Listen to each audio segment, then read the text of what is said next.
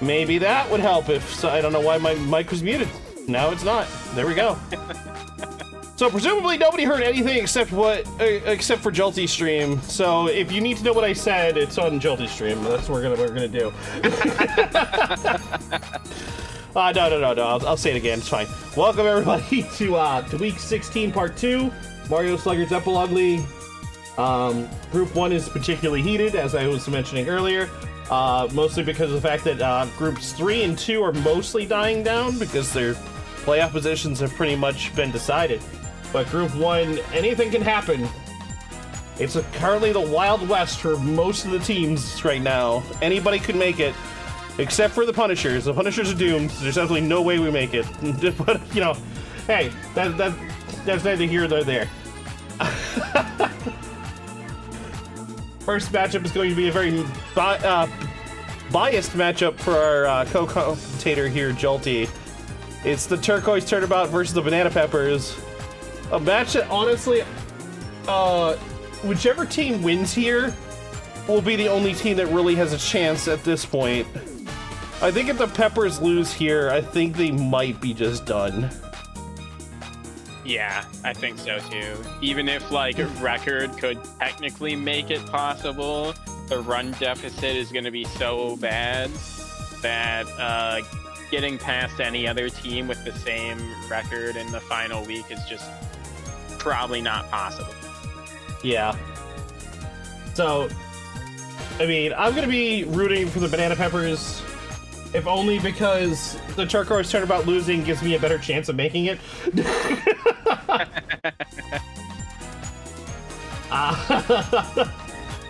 I bias! No! But yeah, no, I think this is going to be a good matchup. I think it's going to be really close. It's going to be a lot of fun.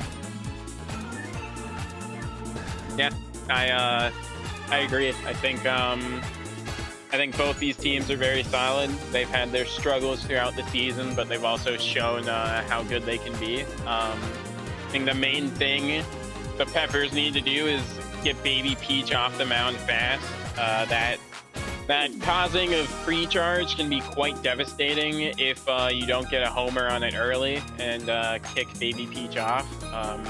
But on the flip side, if you are able to score, then Baby Peach gets off the mound quick. So baby pitchers are like a double-edged sword where they can be extremely effective. They can also just get kicked off the mound very, very quickly. So that's really what the Peppers basically need to do.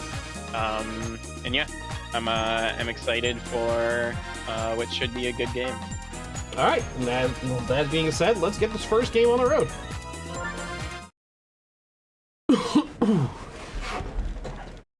Banana Peppers are home, so we're at Daisy Cruiser Daytime, which means we're going to be dealing with tables and a really narrow field, easy to get dingers out of, even with pre-charge. It might be a lot to ask for, but I would really like to see a Baby Peach homer on this stadium. Not Baby Daisy? Well, Baby Daisy's not fielded. What are you seeing, Uber?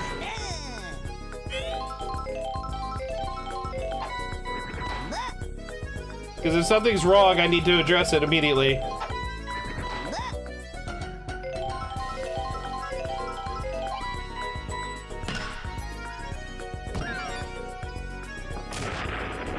You saw blue on the mountain, your brain got confused? Fair enough.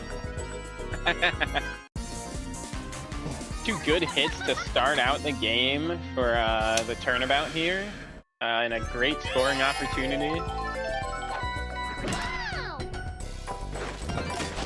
Another hit straight up the middle.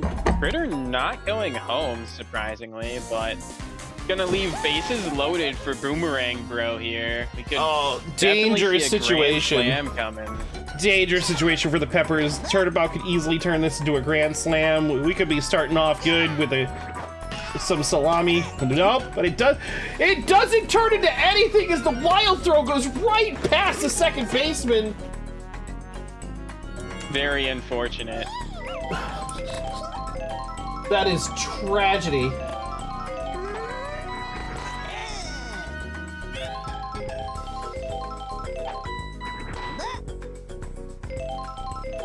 Sorry, I'm closing a bunch of things because they were starting to lag the game.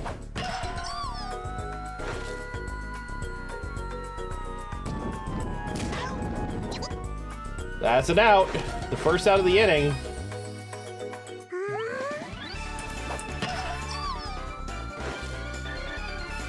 Diddy would never.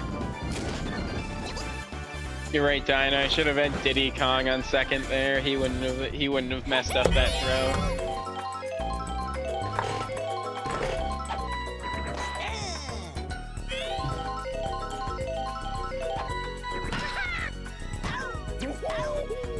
Double play is going to end the inning, but the Peppers are already behind by 3.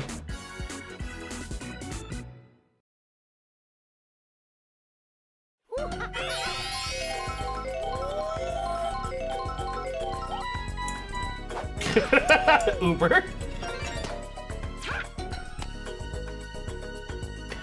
Diddy starts off strong with a base hit. Your lead hitter. Doing exactly what he needs to do at the start of the inning. You guys can hear Jalty, right? I haven't been rocking just solo on my microphone on my end, right? Because I know Uber mentioned not hearing Jalty, and I was like, I'm fairly certain that was just Jalty not talking and not actually issues. Also, Homer from Lulu. Lulu usually is kind of a fuck up, so a bit surprised to see a homer from her. Also, could have been robbed, to be fair, if there was chemistry there. But yeah, that's exactly what was wanted. Baby Peach being tired very quickly. DK could hit another homer here, very, very likely, and just even up the game. Unfortunately, not able to do that, but able to get on base. Still able to get on base, that's still huge.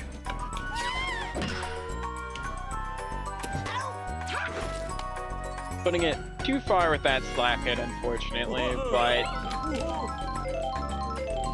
still in a good situation here. Also, nobody answered my question. Damn it!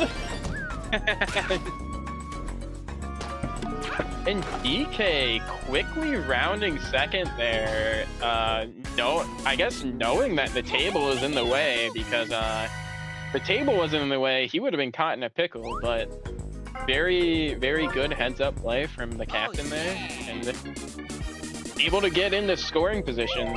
That gets Baby Peach off the mound, which is exactly what the Peppers needed. And that's gonna tie up the game in the first.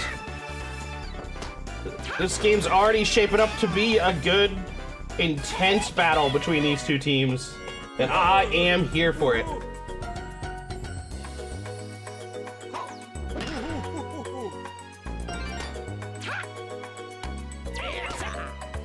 Pepper's gonna have a bases loaded situation here for Shy Guy. Shy Guy, I'd love to see a star swing. You really do love to use those, and this would be a great time for it.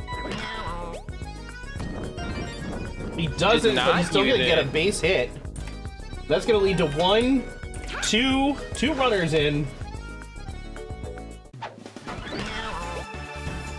Boomerang Bro just slightly mistiming that jump, allowing 2 runs to come in.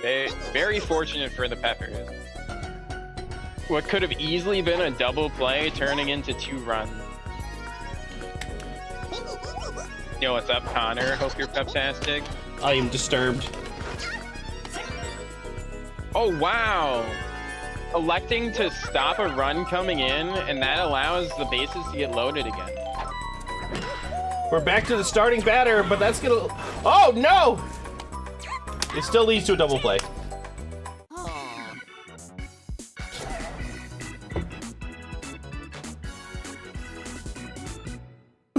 But Pepper's up by 2.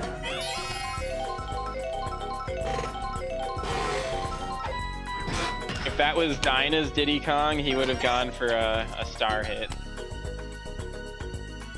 Probably, but your Diddy is not the captain. Your Diddy is the assist captain.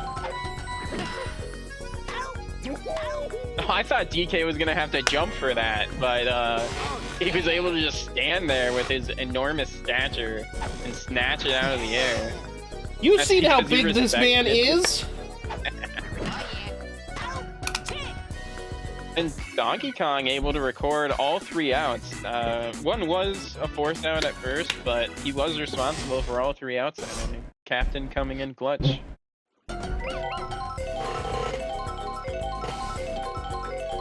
Alright, since no one wants to answer the question for Chaco, on Chaco's stream, can you hear me? Put a pep in chat. In Chaco's chat, if you can hear me. I'm actually in the process of testing it myself, honestly. Yeah. I just want to make... And DK with a much needed, well, I guess it wasn't really super needed, but I love to see it. I love the insurance runs. Donkey Kong showing up to play today. We always could. Thank you, Lucky. I can hear you and me in the stream, so I'm good. We always could? Why are you fucking trolling me? Bastards! I'm providing you content, damn it!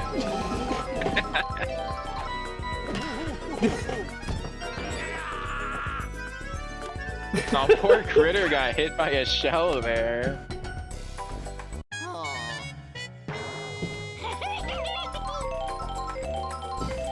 And Luigi getting tired early is another great thing for the Peppers. Yeah, the Peppers are doing crazy right now. It's almost like the team actually understands the stakes, which is a wild concept to think about when literally these are exhibitions. The game has absolutely no way of knowing that we're keeping track of information. But then again, the game has no way of knowing when I'm talking, and yet somehow it finds a way to prove me wrong every time.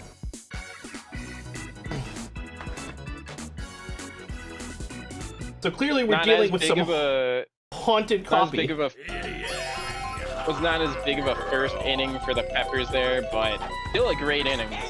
Any score in an inning is honestly pretty close. You got 3 runs in the inning. Like, that was just as many as the Turnabout got in their first. No, yeah, I was just saying it wasn't as much as they scored 5 in the first. Yeah, I get what you're saying, but you're talking like, oh man, for shame, my team's doing so bad suddenly. It's like, no, they didn't do just suddenly bad. They just did slightly less good. Yep. Critter able to rock one out there. Too far of a run for Lewis out and left. He did make it there, but not quite in time, and gonna start to even things up, or start a little bit of a comeback for the Turnabout here.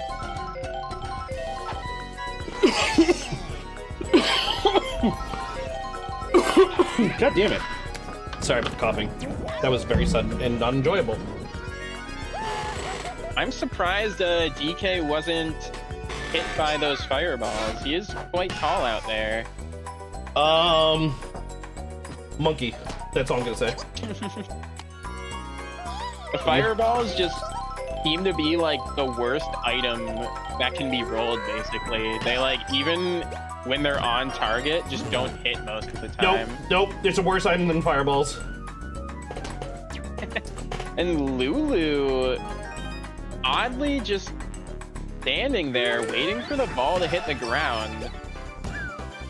I guess she just thought DK was gonna get that, so she didn't even put an effort in until it was past her. Yeah, that unfortunate lack of drive there by Lulu ended up costing the Peppers a run and putting another runner in position. And just a base hit from Toad here will drive in another run. And he's able to drop it.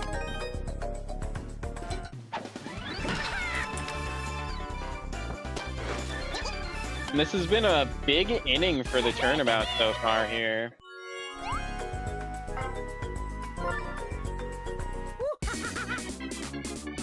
Diddy is now the pitcher, which means he's going to be guaranteed to be the second baseman in a little while.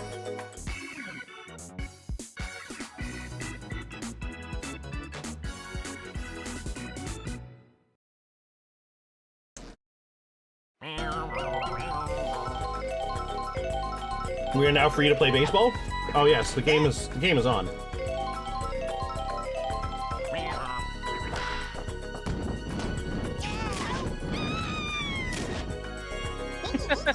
Baby Peach got hit by the fireball out there. That scream, that's gonna haunt my nightmares.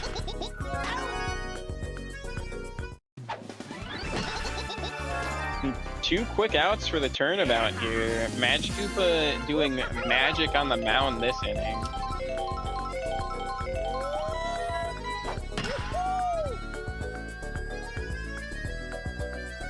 Unless these bananas are able to fuck up the outfielder, which they at least made him flinch, but able to clutch up the situation, headbutt it to a teammate, and that was a nice 3-up, 3-down from the turnabout here. Absolutely. We're heading to the top of the fourth here. Game is only a difference between 2 runs. Oh yeah!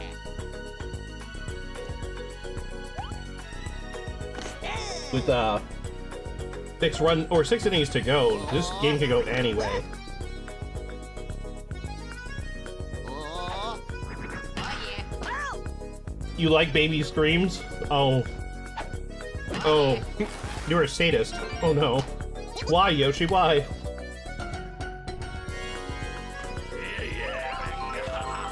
You're supposed to protect the babies, Yoshi. Oh, sorry. He was Nah, you're good. He was able to knock it out. Trying again. Oh no. Lulu not gonna get there in time. He didn't try again. He did it again. Britney Spears style. Oops, I did it again. Yo, welcome in, Kiro. And that's going to even up the game here for the turnabout.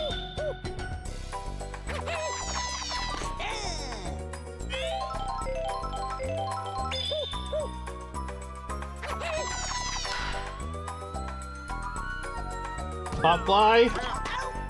It's gonna be a quick out. 2 outs, no runners on.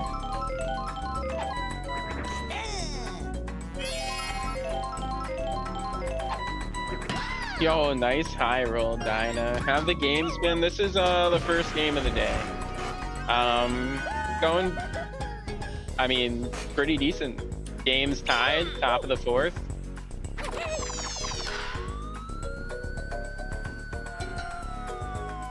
And Diddy Kong surprisingly getting really good usage out of his 14. star pitch that inning.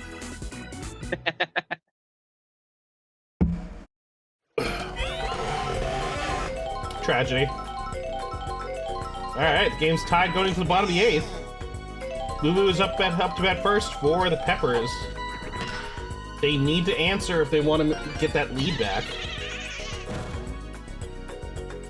Lulu gonna be able to get to second off that goo ball being used pretty late.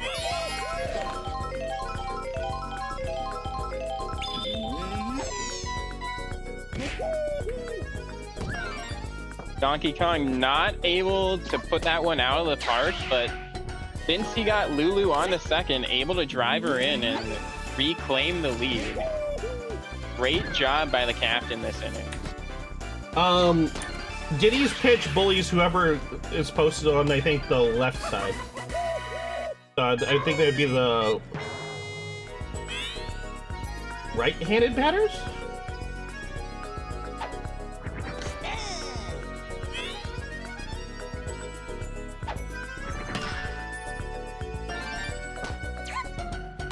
Honestly, I can't remember.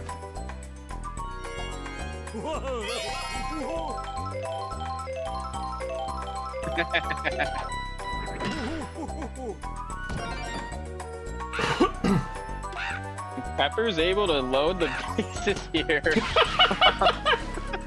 That was so uncharacteristic of Toad. What the heck happened?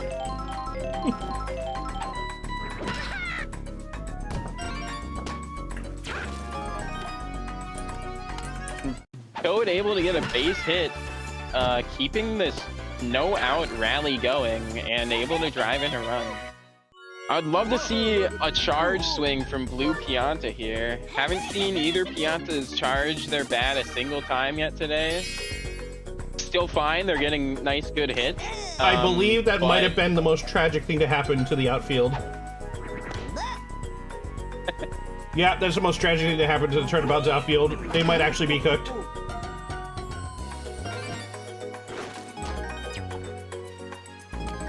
And while Blue Pianta was not able to knock it out of the park, still able to find a great part of the park for it to land and drive in 2 runs. And like Chaco is saying, unfortunately, Magic Koopa is now in center, and unless Boomerang Bro gets on the mound and then sent to the out left field, there will be no way for there to be any chemistry out there. I mean, potentially if Richter had sent to the mound and then sent out to the outfield, that could fix at least one side of the chemistry.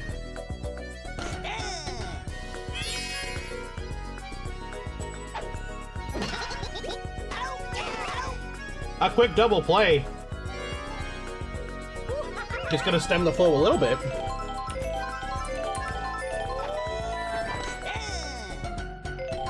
Diddy Kong with a big swing and a miss. He was looking for the fence there.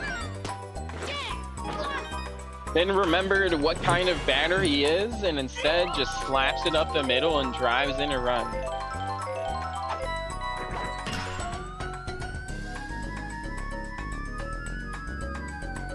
Amaranth's gonna get...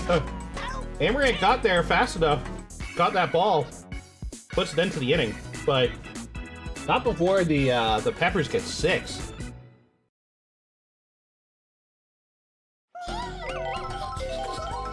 Big inning for the Peppers, and also just very lucky for the Peppers the way the substitutions work this game.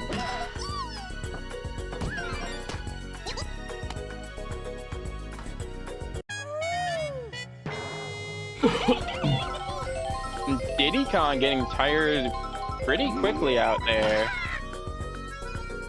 Guess he did give up a homer before. True. But we know that DK's coming up soon. And with only, what, 4 innings to go after this one? They're probably going to be settled for the remainder of the game. Yeah. Luckily for me, it does not matter much if DK or Diddy Kong go in as the second pitcher. Fortunately.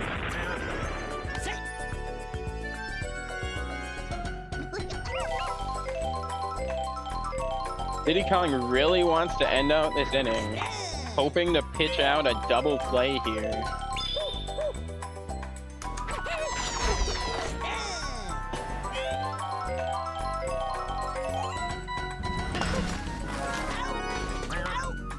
He's gonna do just that, with Shy Guy using his vacuum powers to grab a ball he had no right grabbing, and then just slinging it over to his captain.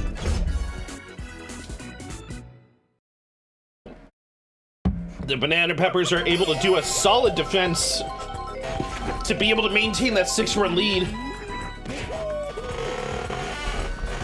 Donkey Kong finally starting to play the game.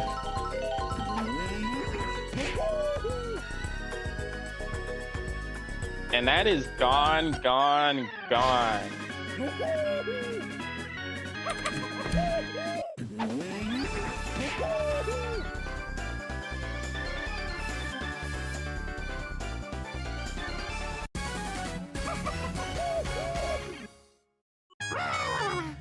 And the goat is tired. Has he hit a home run already this game? Did he? I don't remember him already hitting a home run. Yeah, he did get a 2-run homer earlier. Oh, okay, my bad. Sorry.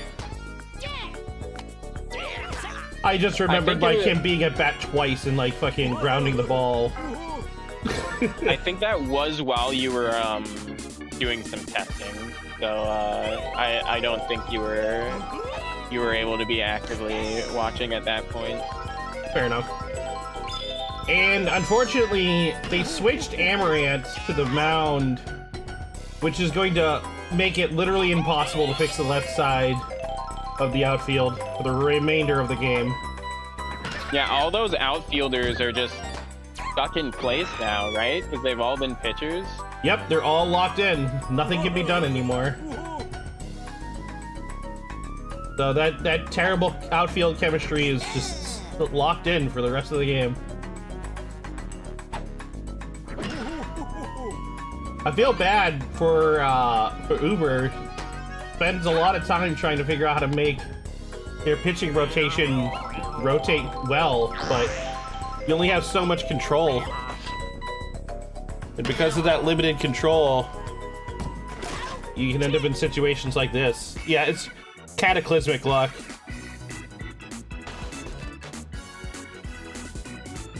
Also, thank you for the follow. I'm glad Lucky ended out saying something, I think it was last week. It might have already been discussed before on Friday streams, but I was not aware that it was completely random who would go on the mound if they had under 7 pitching, so 6 or under. It's just completely random who goes next. Yep. And guess what? My team has no one with above 6 pitching. So the way I combated that issue is I make it so this way a red me is locked in my center field no matter what, which means that no matter who gets swapped for who, my outfield is always going to be fine. Oh no! That could be an inside the park home run. No, oh, Richter turns back. Also, thank you for the wave, Connor. How you doing today? Baby Peach is getting bullied. Like and subscribe. Why are we liking and subscribing because of Peach Baby being bullied? I don't understand. Yoshi, why are you a terrorist? Your name is Yoshi. You're supposed to be friendly and green.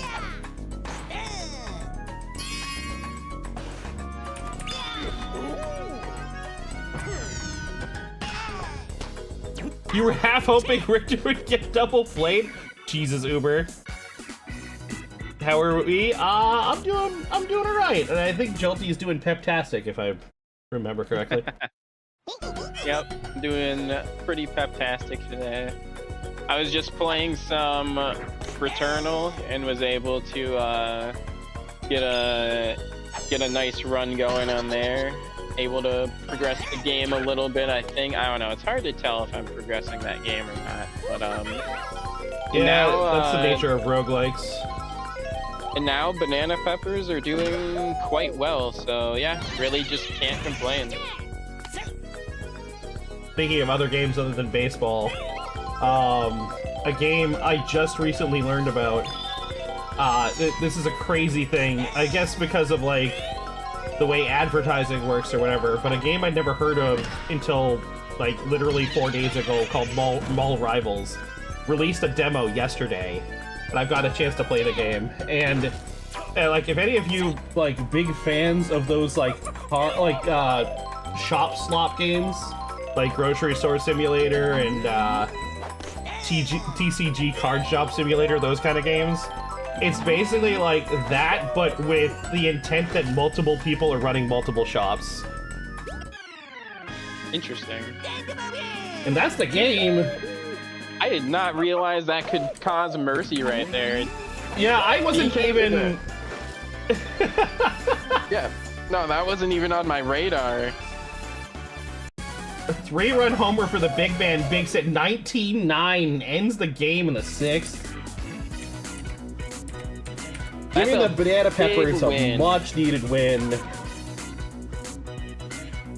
That's gonna keep there. Is amazing, and a win by that score is also very helpful for their. They were before this negative like 20 something runs, so that's gonna help a lot with getting those that point differential back towards each. The end of this game puts both teams at a record of 6 and 8, so they're now tied with differential being the biggest factor. We'll see how this affects the standings after the night is over. But yeah, Turnabout just, their coach needs to be scolded. He needs to be recoached as to how he's supposed to work this team because he just didn't do it correctly. Put a bunch of people that didn't get along all out in the outfield where they couldn't be very effective. Can't really catch those balls if you're too busy fighting with each other.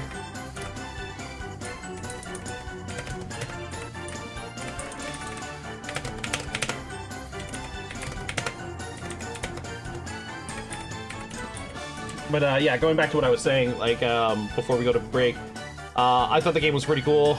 It lets you make, like, there's multiple different kinds of shops, so there's different kinds of products you can sell, like electronics or books or other things. There's like 9 different shop types. You can play with up to 8 people. You can be on teams, so you can work together with some people and against others. It's a really cool concept, and I'm really excited for it when it comes out. It's supposed to come out next month. So Yeah, that sounds really interesting. yeah, Like like actually like competing against other people with a store, like that's a very cool concept. yeah. And from what I was reading, like the game generates only a certain number of customers, and like you're all competing for those same customers, and you're competing for real estate within the mall too. Like you're not just given a shop; you have to pick which shop you're going to buy, and each lot is a different size and costs a different amount of money. So, a lot of strategy involved. Anyways, Always get the one by the food court. yeah, I wish there was a food court. I hope there's like more depth to the mall design in the future, but for right now, it's just 2 floors of mostly emptiness. All right, you ready to go to break? Yep. All right. We'll be back in 3 minutes with match 2, which is gonna be the Pharloom Pandas versus the Extra Lives. See you in 3.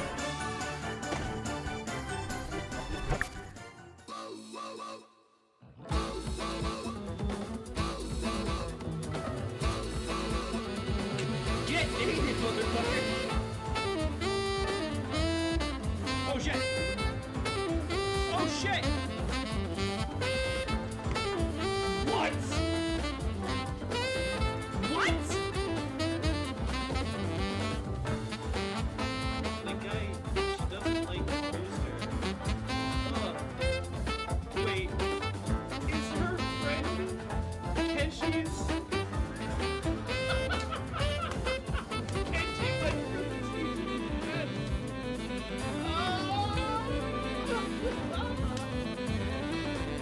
Oh, this is bad.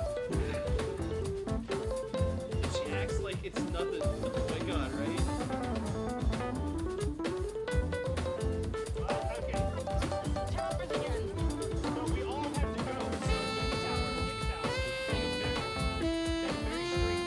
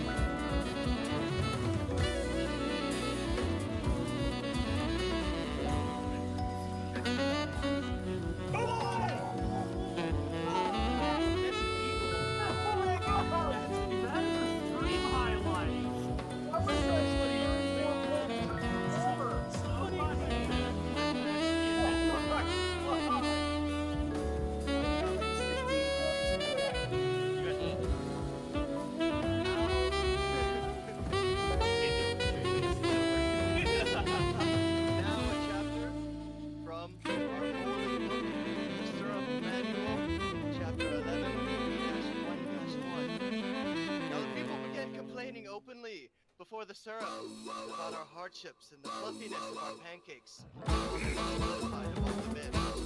First round of confidence. I looked at both of them and I said,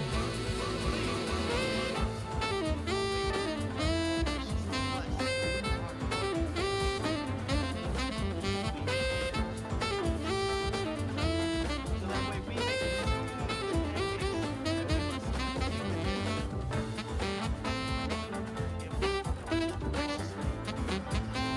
to be able to walk among them, our fellow man, hand in hand, sticky goodness all among ourselves.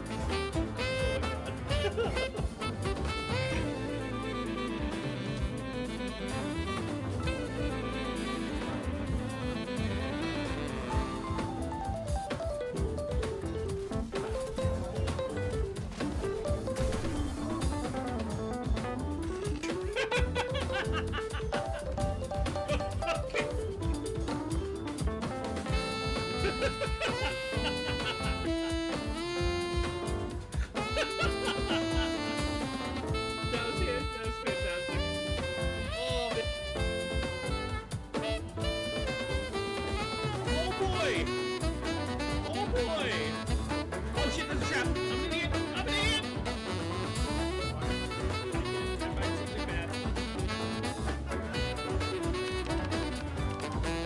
I saw the slingshot and I went, oh, slingshot. And then as I was clicking yes, it said like sling slack. And I was like, no!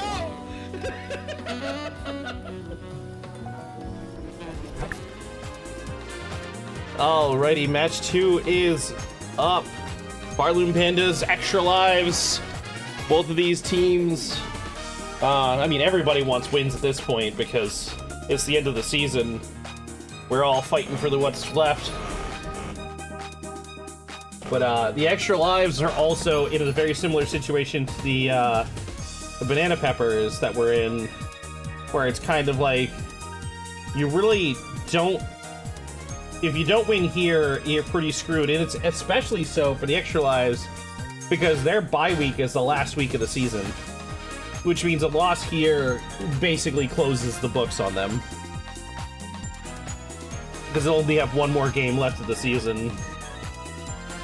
Yeah, with only 2 games left for them this season, yeah, they really need to win out to have a chance to make playoffs. Yep. So what do you think of this matchup? So is Wario's team home? That Yes. the bottom team is always home. Bottom team is always home. I think, given that fact, I think the Pandas are at a slight advantage here. Wario City, I think that's what it's called, but it is quite a small field, and I think that just helps out the Pandas more than it does the Extra Lives. I've got 3 very respectable bats in Cynthia, Bowser, and Drybones, but also their Miis can definitely hit some pretty far hits. Paracoopa also capable of it, and Magikoopa capable. So really, just about everyone on this field is capable of hitting one over the fence. And yeah, I really think that'll give them a slight edge.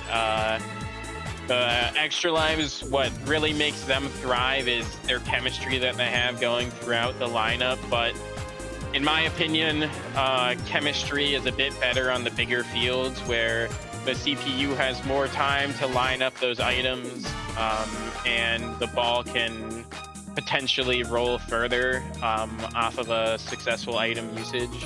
So I do think the Pandas have a slight edge here, but Extra Lives, when they show up, they show up big time. So That's true. We'll really just have to see what shakes out.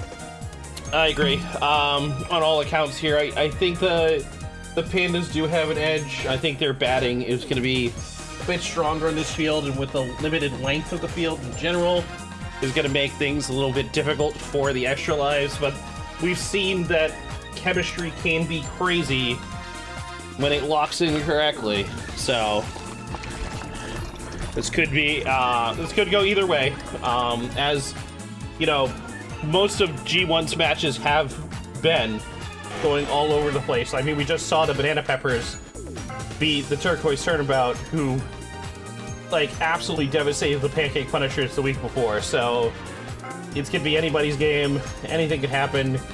Here we go.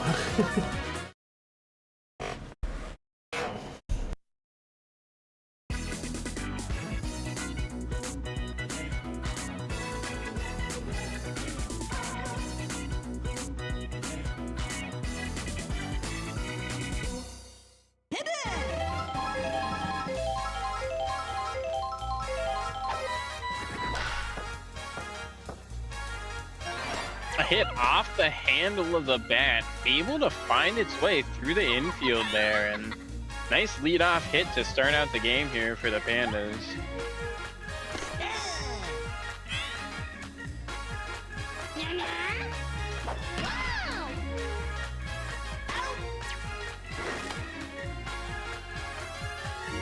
Magikoopa able to hit that one well, but unfortunately straight to the center field there. Hardly had to take a step. That's going to be a routine play out there.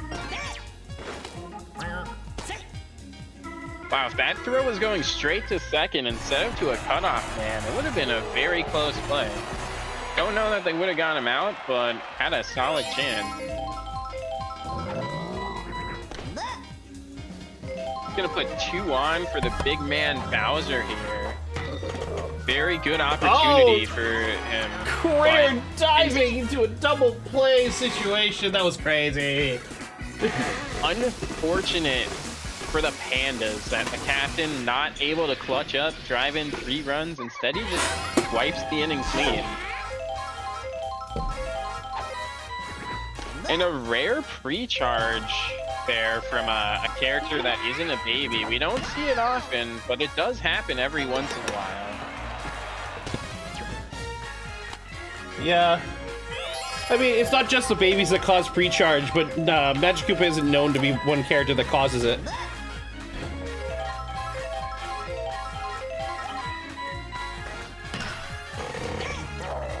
Oh, Bowser misses the throw to second. We just saw something exactly similar to this in the first game. Oh, no, Magikoopa. Sliding back into a tag out. Should have taken her chances with the pickle after she got off base there. Great time for a star swing from the captain here. And as long as we see him rounding third, which we do, we will see a run come in. And Extra Life is able to strike first. Very unfortunate they didn't also have a runner on third there. That could have been 2 runs. The Extra Lives, that's, you know, just goes to show that the captain of the Extra Lives, Wario, is very aware of the situation his team is in and uses his abilities accordingly. Unlike some captains, Mario. Mario definitely has some of the... Another wild throw Twice from in Bowser one there. inning. Yeah, Mario definitely has some of the worst AI when it comes to using his star powers, whether pitches or swings well. Bowser finally able to get the ball to second base for the first time this inning.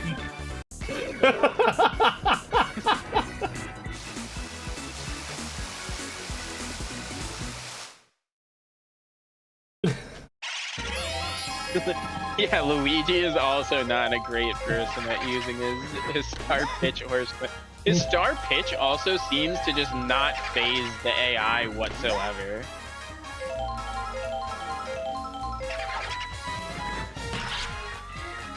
Dry Bones sends that foul, unable to keep it under control.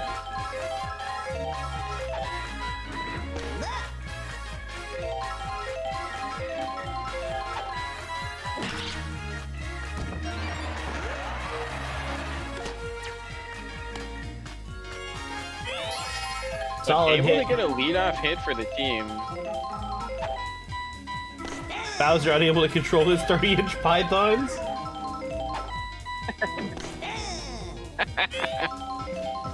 What's up, Phoenix? Hope you're fantastic today.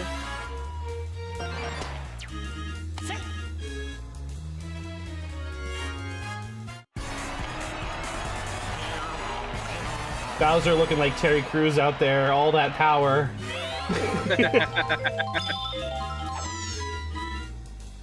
Can't contain it. That is going to be a double play, forcing Maria back to first. Luckily, not a triple. The Pandas having difficulty answering. That's going to go off the wall. And Maria's gonna get turned around, and she's not gonna make it back to base. That's gonna be the end of the inning.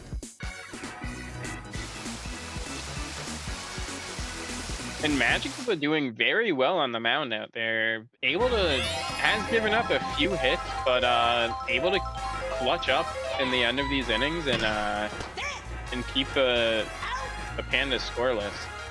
Also, I mean, great defense just from the extra lives as well. Not just Magic out there, but very good job to keep the Pandas with 0 runs so far. A lot of dangerous bats. I mean, both of these teams have been doing a pretty good job at keeping the defense going strong. I mean, sure, the extra lives scored a run, but it was off of their captain's star hit. And, I mean, there wasn't anything that the extra lives, or sorry, the Pandas could have done about that. It's not like you can just counter that ability.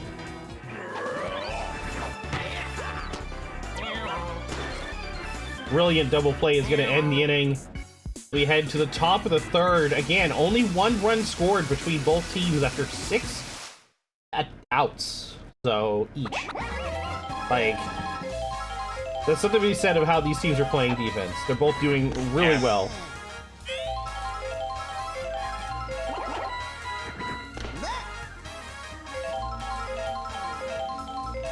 What happens if you jump into the star swing? You get blown up. So it's it's impossible to catch it. You can't catch it because it explodes automatically.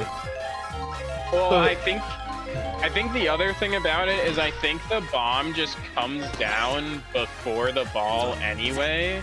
So you wouldn't be able to jump over it in a way that you would avoid the explosion. I don't think.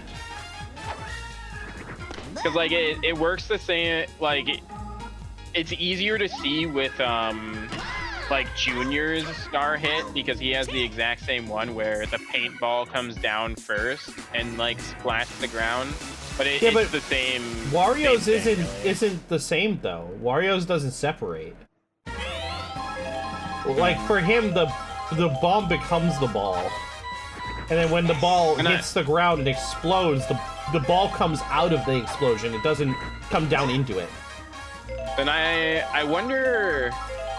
I don't know. I guess I wonder then what would happen if you would jump into it. Because we would never see the AI try to do that. But I wonder, like, as a human player, if you would be able to just negate it. I'm pretty sure if you touch the ball, it just explodes. But, I mean, I haven't physically played this game. You know who has? Seemed. You know who isn't commentating with us anymore? Seemed. I think he's tried to run away from us. No, but, I mean, he would probably be the person I would ask to figure it out, because he obviously loves Wario. He picks his yellow team both seasons so far with Wario as his captain, so he probably knows exactly what happens.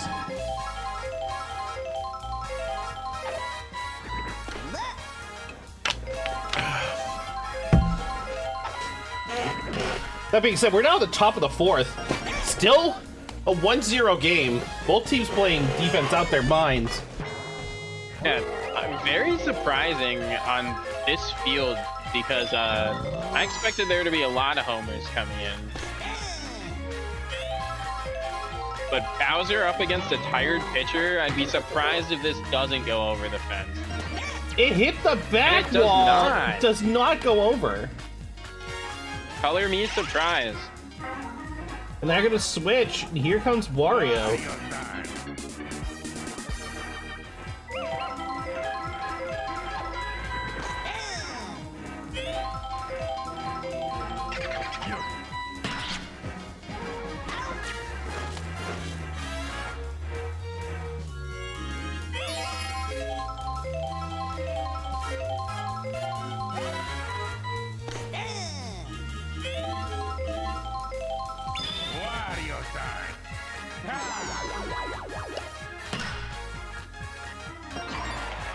Oh my god! Oh, no!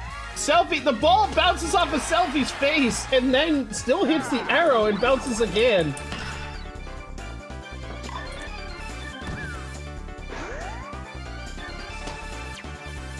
Very gonna get unfortunate error. That's gonna get a run in, and the game is now tied.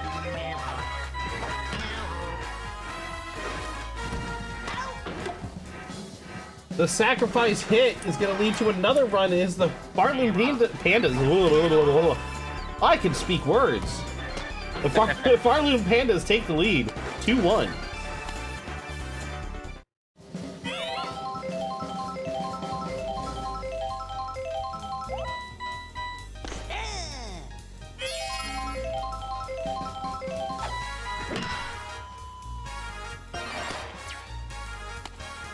Rebecca's setting up for the next batter.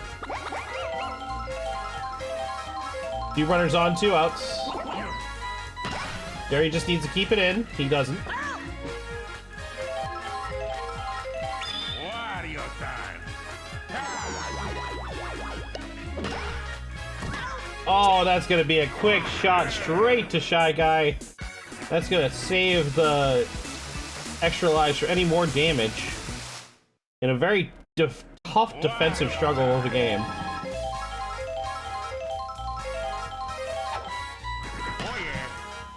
Something I've noticed about Wario is on other fields other than his home field, he charge swings much more.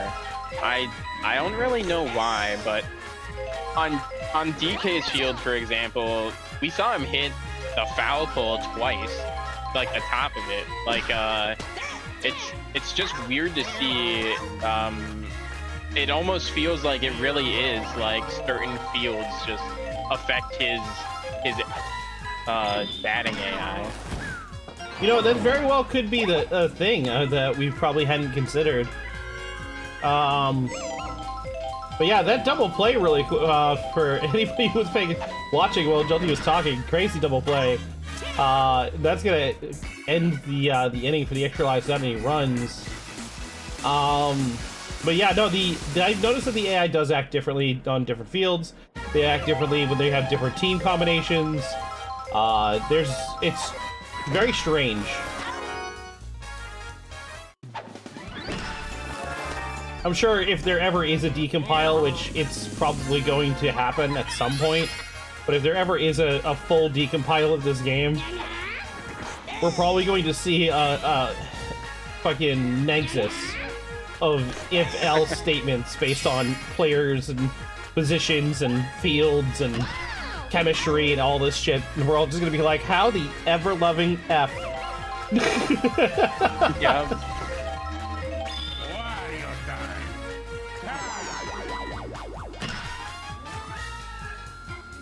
That's gonna be a foul for Cynthia. Wario time.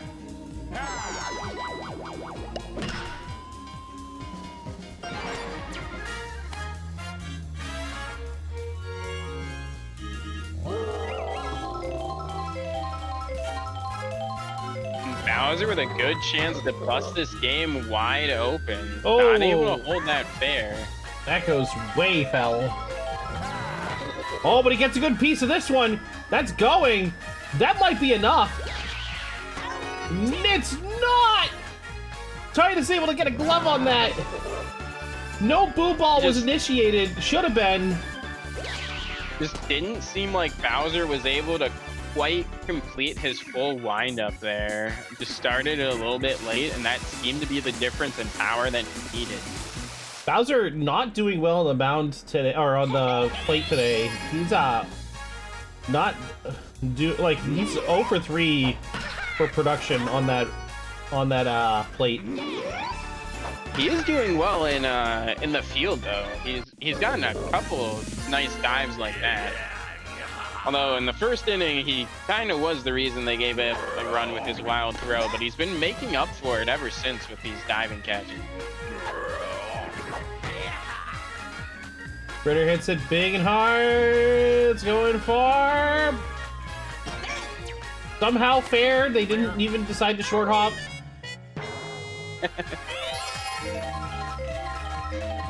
Seriously, this is the weirdest field for me. Like, I don't understand. Like, the AI is programmed that if it hits the back wall, they just don't try to catch it. But like on some fields they do, and some fields they like. Yeah, it's so weird. That's gonna tie the game up in the bottom of the 5th. Off of a solid hit by Selfie. And that item usage really being the difference, I think, that made it so Critter was guaranteed to get home. Great job for Magic Koopa there. Bowser now on the mound for the Pharloom Pandas means that the aggressive pitching of Bowser is going to start pressing on this team.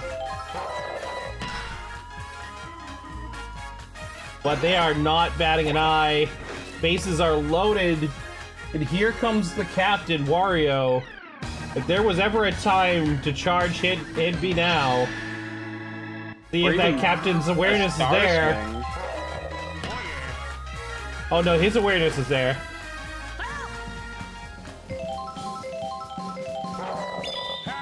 And he goes for the star swing. Huge moment to go for it. That's gonna be at least 2 in. The boot ball added to it. That's gonna be 3. Oh no, it's gonna be 2. They were fast enough on the throw there to stop. Who was that? Is that Titus? I think that was Titus that got tagged out.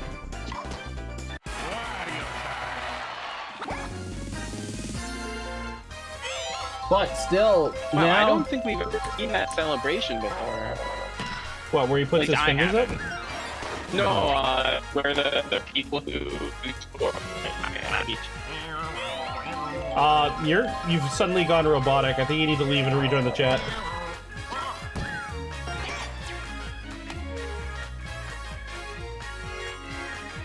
Or it might have been me. Hopefully it's good now. Because I really don't want to leave and rejoin. It'll just break my stream a little. Okay, then that's fine. You're better now.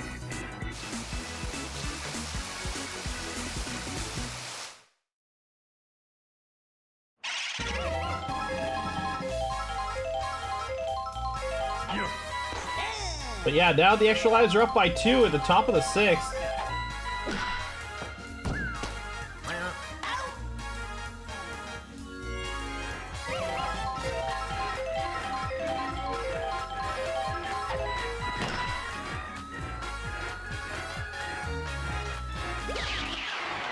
And that's a home run from Maria. A solo home run.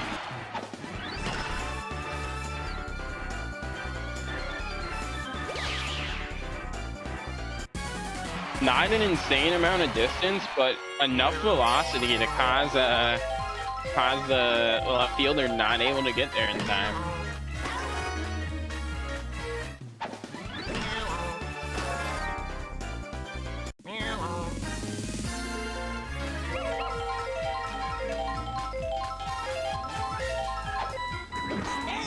God bless that center divot in the outfield.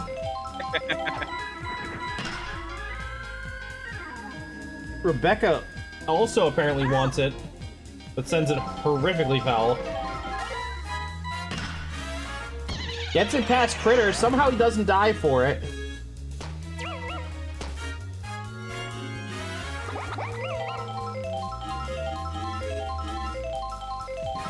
Reggie gets it over Critter as well. Another boo ball, perfectly timed. Slows down the response to the outfield. That's going to be a runner on third and second. How's it going, Tyler? For I Chris. hope you're pep-tastic, Tyler. Chris Redfield able to get it over the wall, but not in the right area. Wario time.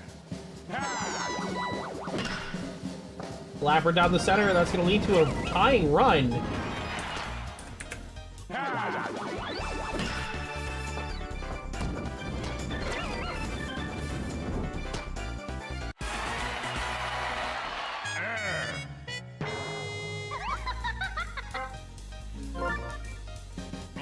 Captain comes off the mound for Yellow Shy Guy. Yellow Shy Guy has a 5-in pitching, so it's not the worst decision. Wario also a fairly decent infielder, so yeah, not the worst thing that could happen.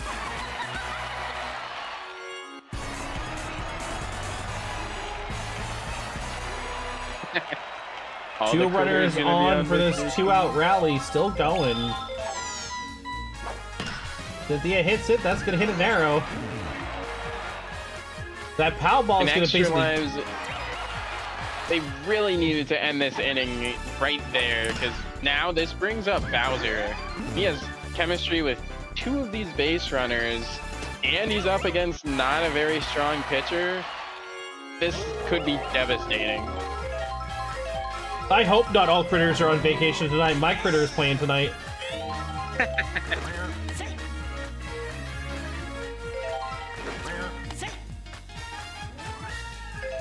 That guy tried to end this inning in any other way than trying to pitch at Bowser.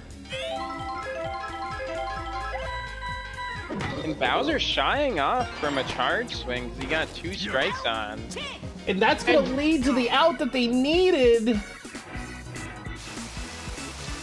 They did give up 4 runs, but the fact that they did not give up a run to Bowser in that scoring position was very huge. It really just keeps them in the game.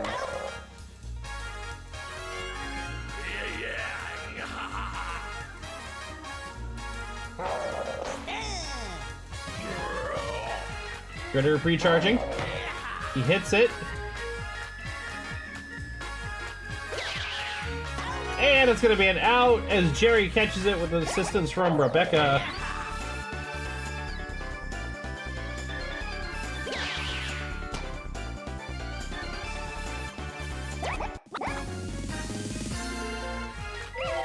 Bowser's fat and slow. Yep, that's kind of his trade-off.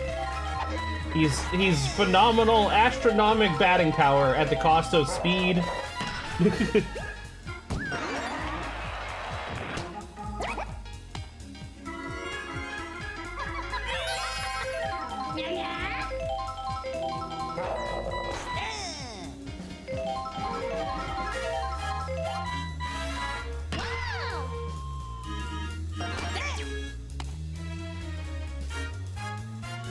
Bowser's Babe Ruth with a shell. I think Babe Ruth was a little better at pitching, but that is definitely close. Because Bowser's not a bad pitcher, but I think Babe Ruth was supposed to be a pretty great pitcher.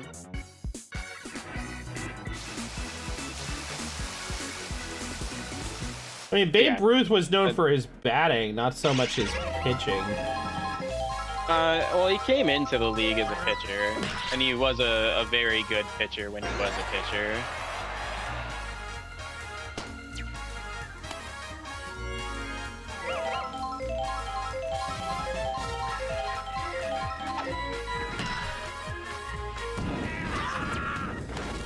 Yeah, he started as a pitcher, but he became an outfielder.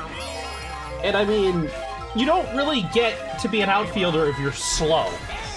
Like, nobody in their right mind in real baseball would put, like, freaking David Ortiz in the outfield. Like, you just don't do that.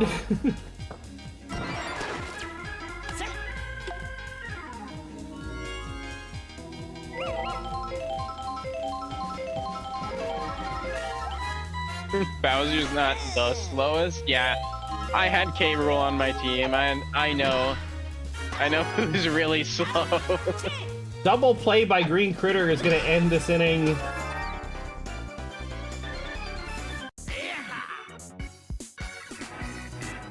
We're heading to the bottom of the 7th. Time is running out for the extra lives. 2-run difference.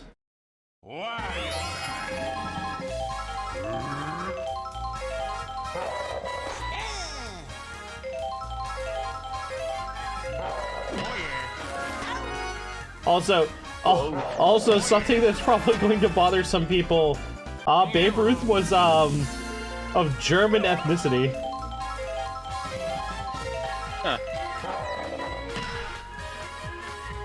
One of our top baseballers of all time. But I guess that's the beauty of America, right? I guess we're like the melting pot. We have people from all over the world. Don't see how that's an issue.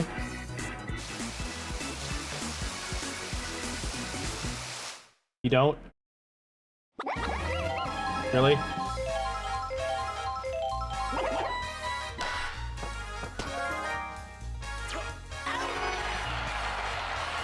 With a great play there to start off the inning, taking a hit away from Paratroopa.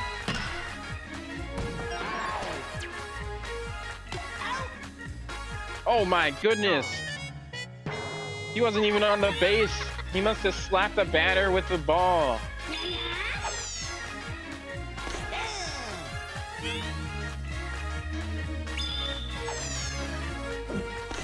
Do I have something I need to tell you? No, not really.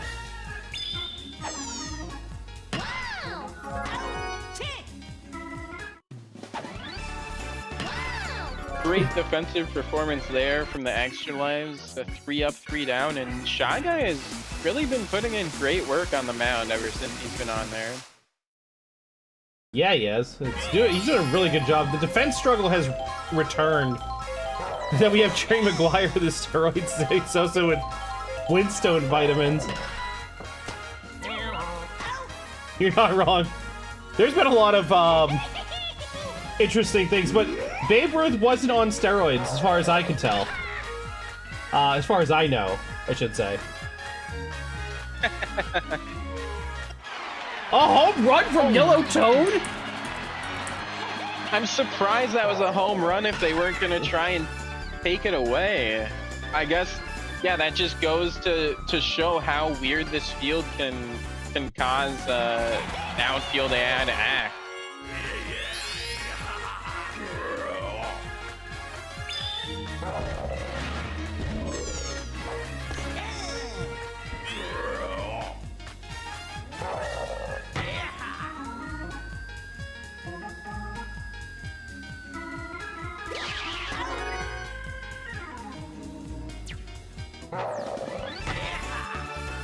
Much needed rob of a homer there from the outfield, able to recover from their previous confusion and take away the game-tying run.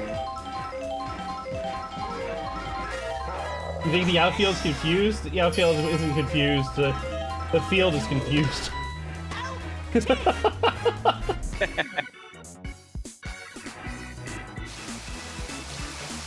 Here come the Pandas with their last batting, well, likely their last batting opportunity.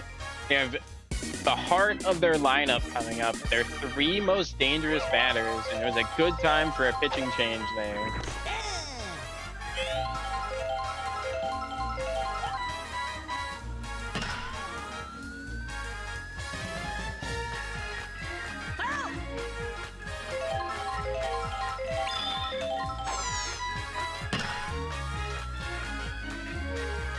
Is that gonna stay fair? It does not.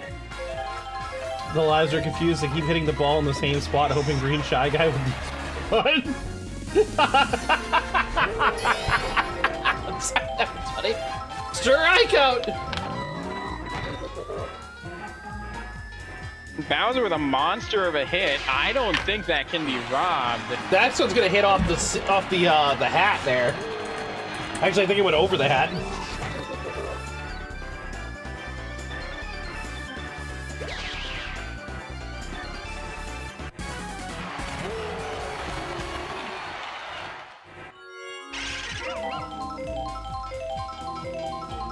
Bowser able to put a nice insurance run on for his team. Now, Extra Lives have to get 2 runs just to stay in this and 3 to end out the game this inning. That was a solid catch by Selfie.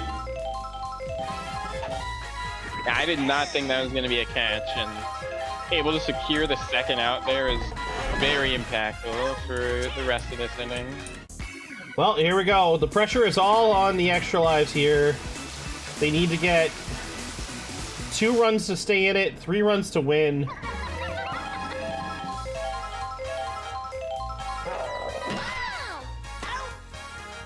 And with Bowser still on the mound, it's going to be really hard to get any hits out of the field. And with Shy Guy right there, it's going to be hard to get it out of the infield.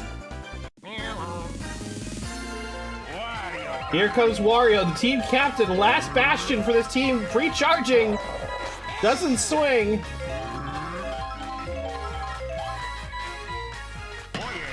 Hits the softie, but it goes foul. And Bowser closes the game out with another strikeout. Oh my goodness, that bullet bill looks like it should have taken Wario's head off. Oh my god. A huge win for the Pandas and an unfortunate defeat for the Extra Lives. Also, Porg, yes, the Banana Peppers did win. That means the Pharloom Pandas move up to 7-8, and unfortunately, the Extra Lives fall to 5-10. With only one game left in their season, I'm pretty sure that's it for them. I don't see them making the playoffs, even with a win next week.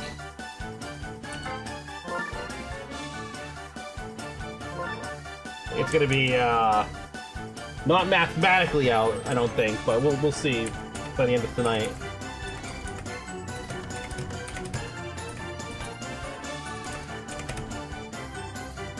Yeah, it's very, very likely they don't make it anymore. Like, I feel bad for Seamed. But that game was intense. Yeah. Both sides were crazy on defense.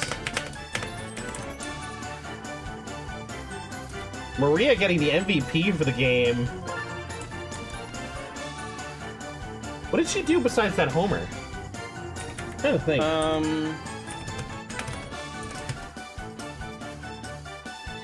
She got 80 points in batting, so like she must have done a lot more than just a home run. Maybe she had. Did she have 2 homers? I don't recall her getting more than 1. No, that was Bowser with the big homer off the hat. Yeah, she must have batted in a couple runs at one point as well. Yeah, it must have been a lot of RBIs. That's the only way I see that part making sense. Oh, also, boy. I know if it's like a lead-changing home run, it just adds on like an extra 20 points or something. So maybe that was what happened. I'm not really sure.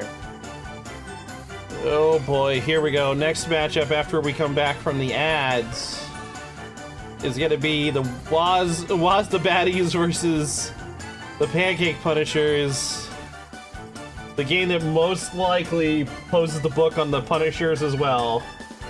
So we'll see what happens when we come back after these commercial breaks. See you all in 3 minutes.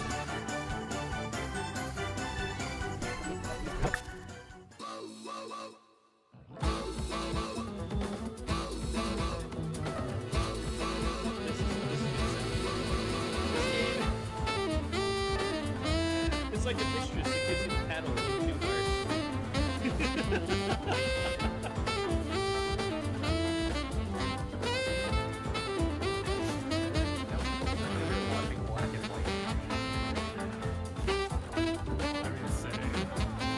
Keep moving.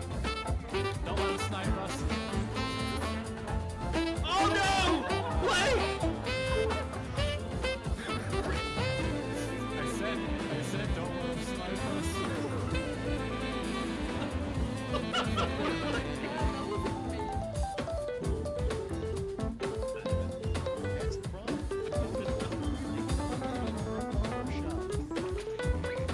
Is that you?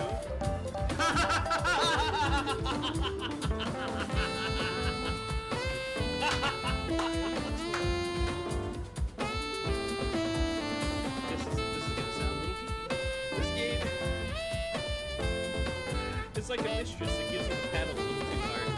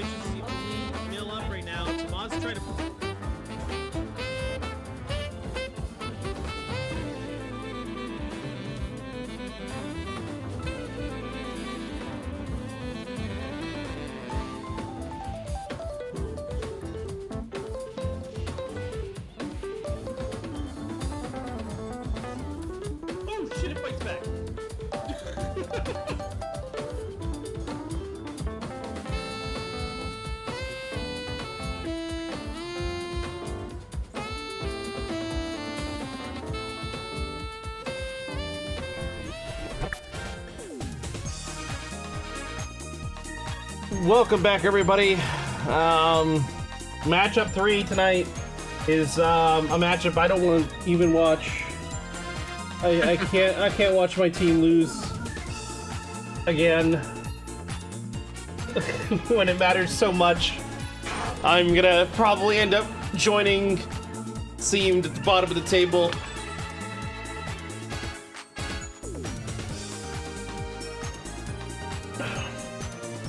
The Baddies versus the Punishers. I'm gonna say the Punishers are gonna try their damnedest, but it's gonna be an uphill battle. Their 4 home run hitters, our team, are gonna devastate my team.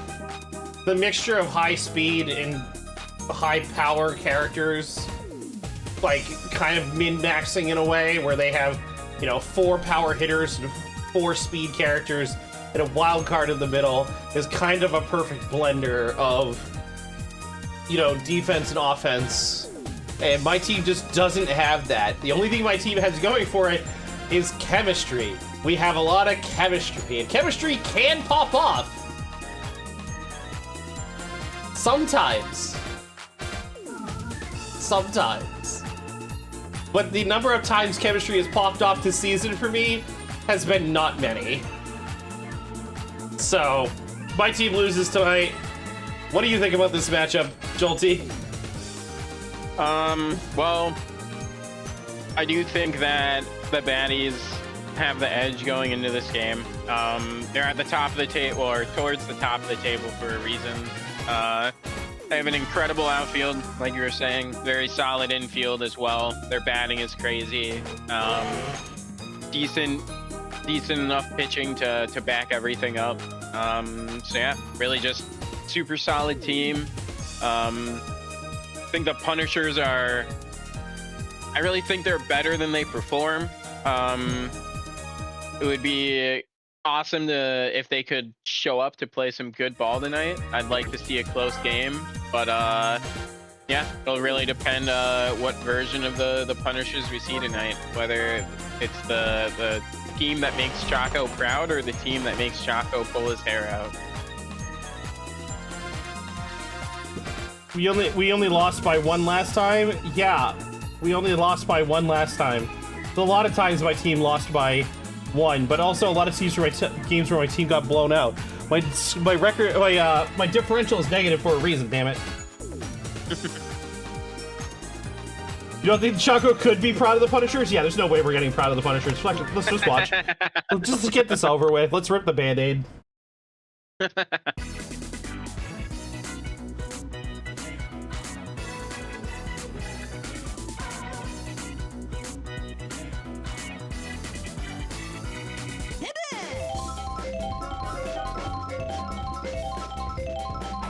So Les is up to bat first. Mario's gonna be able to get that. Mario actually doing something for a change is crazy.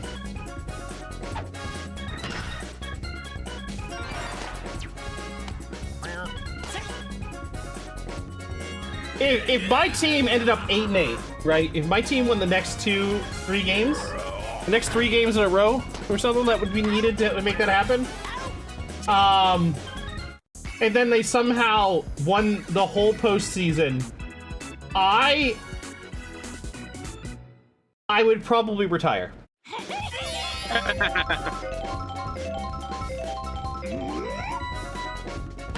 Because there's absolutely no way I would be able to top that ever again. It's so unlikely.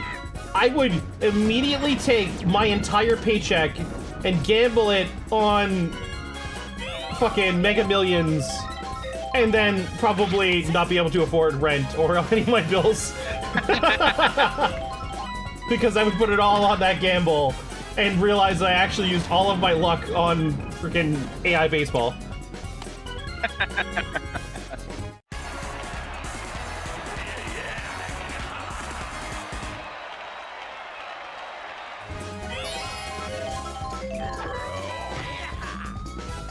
Red Critter just slams it out.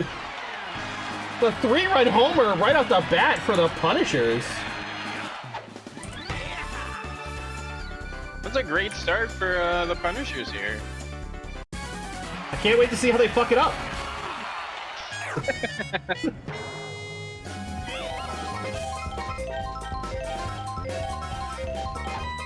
Darkbone's not quite tired enough to leave the mound.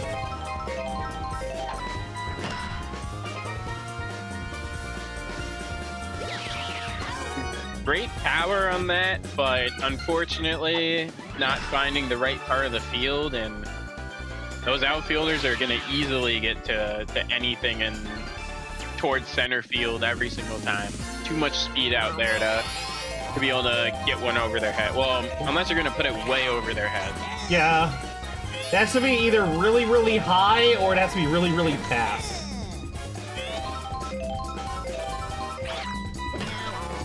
That's going to be an out. Batter number 6, Carmilla.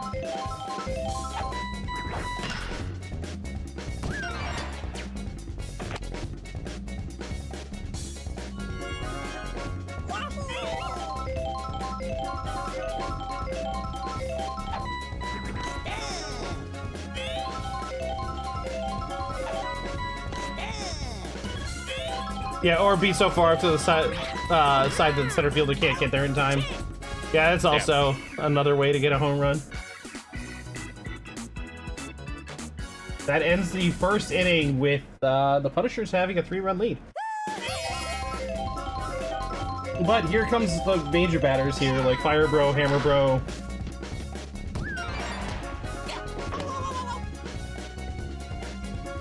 I would have liked to see Critter at least dive for that, even if he wouldn't have gotten there in time. I mean, if we've noticed anything when it comes to Critter, the only place that they can't catch the ball is in the glove.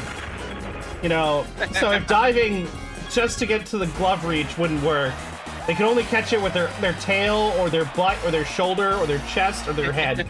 And their foot. Their foot also counts, but nowhere else. Oh, that's a big one. Are they gonna get there in time?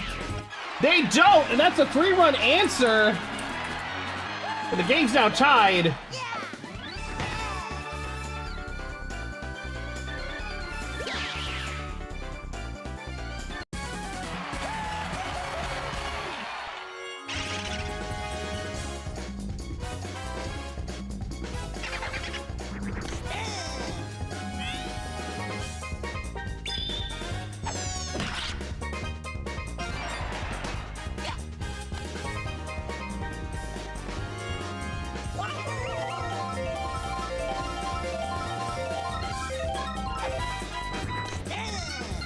Yoshi pulling back that bunt with the last second. Hits it. Throws it to second instead of first, instead of getting the guaranteed out.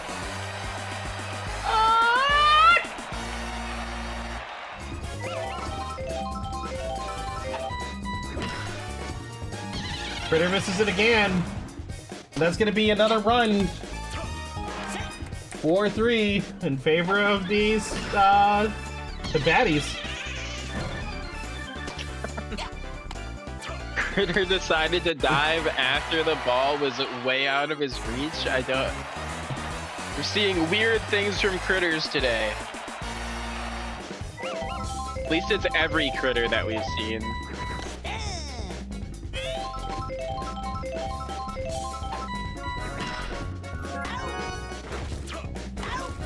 Yeah, a ball that Critter clearly didn't even need to dive for. He just wanted to show that he can catch it with his ankle.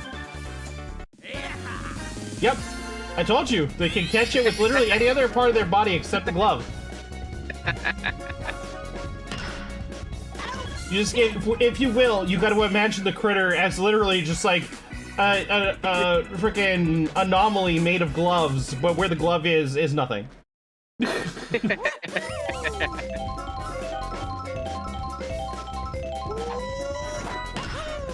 Mario with a charge swing, actually able to get it down for a base hit. That almost looked dicey. Yeah.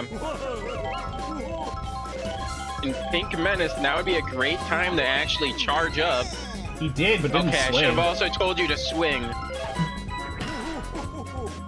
Failed input command. That's an out.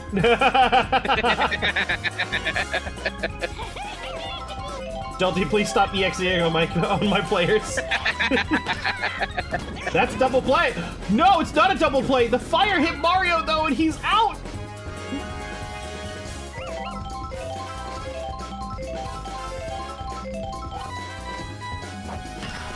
My girl Anna hits it high, but that's not going to be enough. That's going to be an out. With the bomb as the option, there's no way that they don't get that, and that is going to be an out.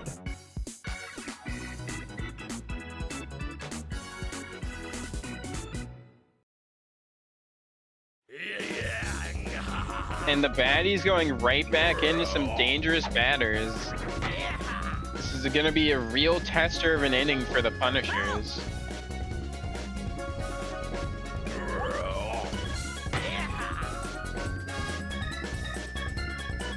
That's a home run.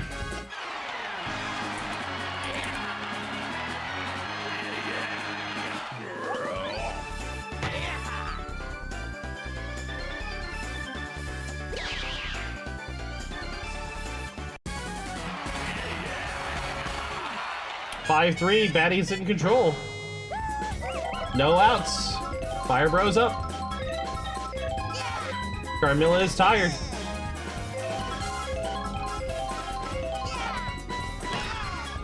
And that's another home run.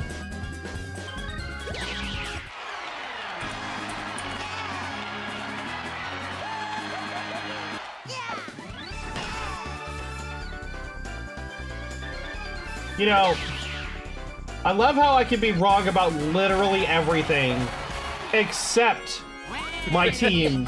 Whenever I say my team is going to do poorly, they almost always do poorly.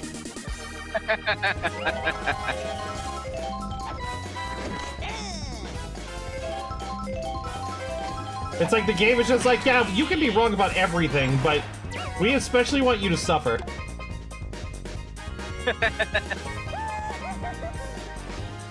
Yeah, it's like the game doesn't actually want to make you wrong, it just wants to make you suffer, which most of the time is you being wrong.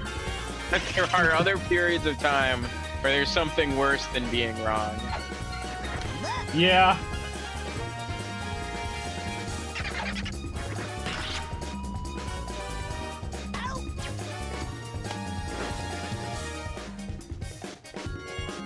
When you predict a poor performance every time, you're eventually gonna be right. Yeah, but the thing is it's not eventually, it's usually he's right. Yeah, it's not. Yeah, I was gonna say if we're talking the broken clock syndrome, right? Where it's a broken clock is right twice a day. A broken clock is also wrong more often than not. But I'm right more often than not when it comes to my team doing bad. Oh, what's up, Astra? Baseball is going pretty well. Seen some good games. Crazy base hit there. Yoshi actually able to beat out the throw.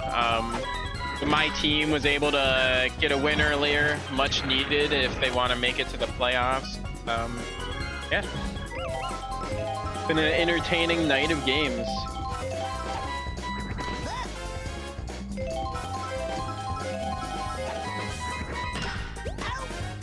Oh my god, finally. Holy shit.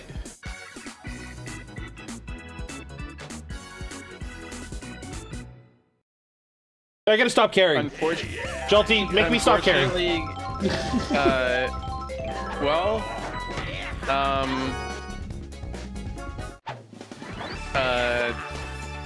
I don't know, dude.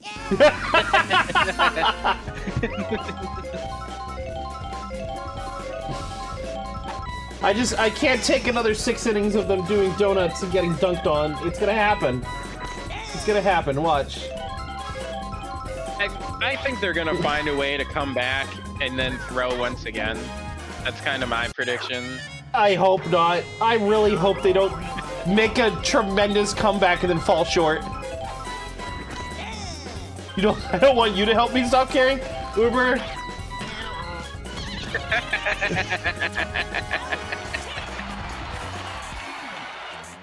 I don't have words for you right now.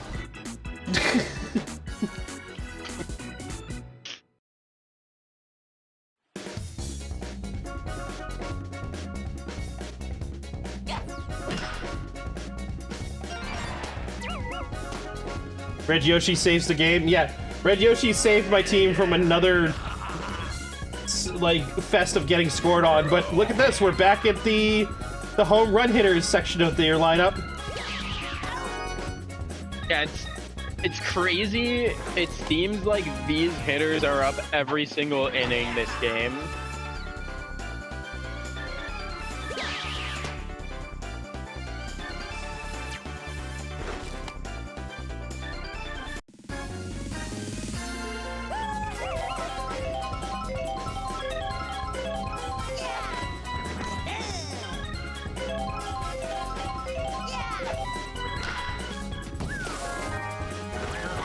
Red Shy Guy's gonna get Fire Grow out, but they still have a runner on second.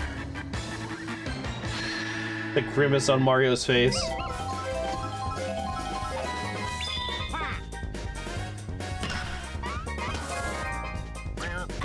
Unfortunate. Goes It's straight to Shy Guy.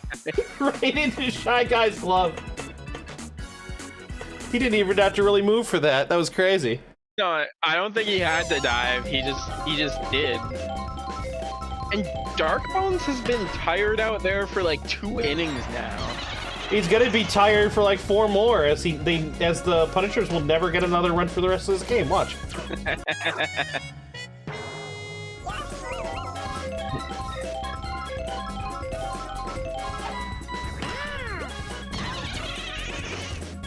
Oh! That's what, the 4th time we've seen a missed throw to second base?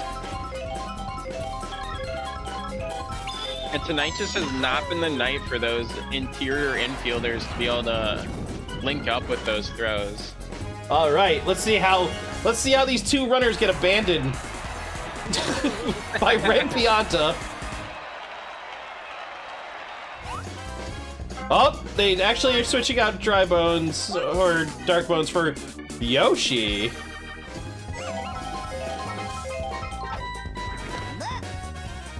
All right, charge and swing this time, Pink Menace. You know what? Never mind. I was gonna say that works, but the runner didn't go home and you didn't get to base, so that was kind of just shitty. Everything rides on Red Toad here. He's gonna hit it straight to Round Critter. I'm calling it now. Oh, nope, he didn't hit it straight to Round Critter. I am plumb shocked! Able to drive in 2 runs, and Todd really just showing up for the team in an important situation. Did you say Todd? Yep, I said Todd. What the heck? I mean, Great use of the boo ball there. Red Toad has been like such a crucial member to the Punishers. Like ever since he got taken off the bench, he's been doing so much work for this team. If he had been on my roster, like in my active roster from the beginning of the season, I'm sure my team would be doing a lot better than they are. Red Critter keeps it. Nope, doesn't keep it straight. I thought it was gonna go out the back wall. It would turn foul at the last second. That's another foul. Critter, can you please? Critter, can you please? He doesn't shy off from charging up here.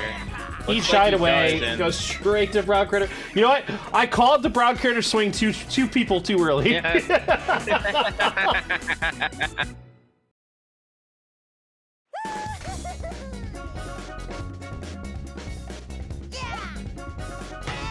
And that's Homer.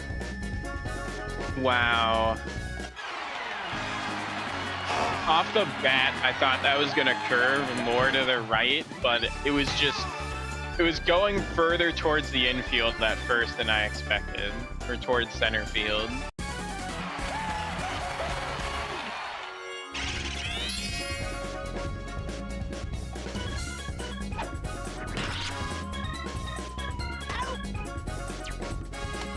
Darkbones just a little bit too much lift on that, and an easy out in left field.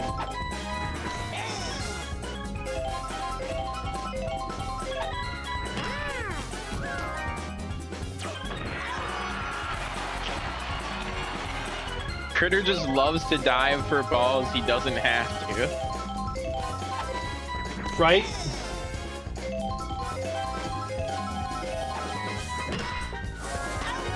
Shy Guy using his vortex, the black hole behind his mask to get that one.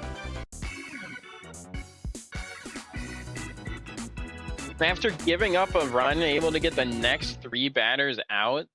Good job from the Punishers after giving up that homer to really tighten up the defense. And I guess the defense couldn't have done much there, but pitcher really able to figure things out.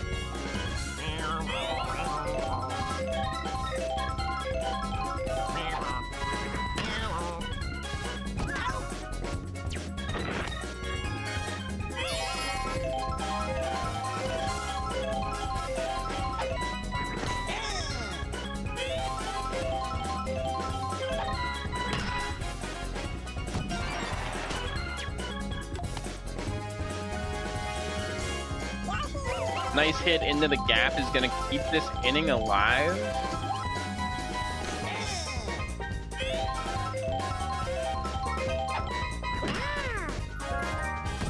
But not for long. Hammer Bro. Hammer Bro is able to snag that. Snags it and stops the Punishers from getting anything this inning.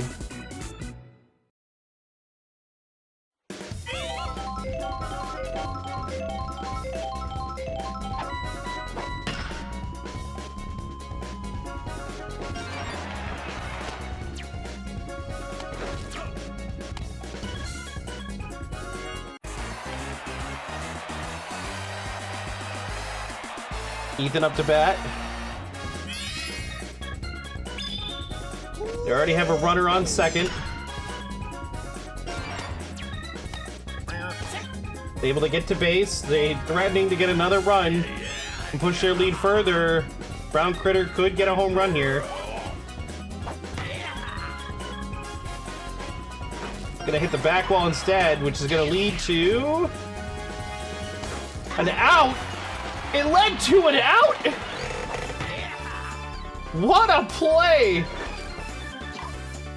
The buddy kick. Wow, that was a really far buddy kick too. That was a cool play to see.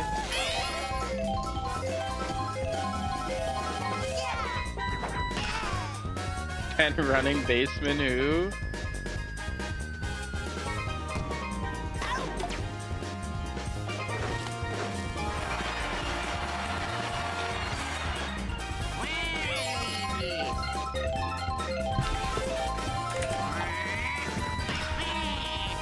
Foul ball for the captain. Why is Chocolate in shambles? Because my team is losing. I was gonna say because the Punishers are playing, but well, that also is true. Neither of those statements are exclusive.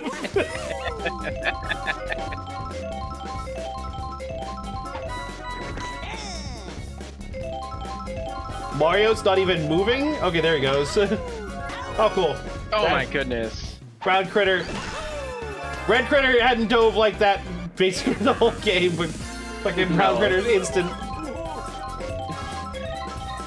I thought Mario got a decent hit. That was the first time we really saw a Critter like wake up tonight. Yeah. Just happened to be against me, because of course it was.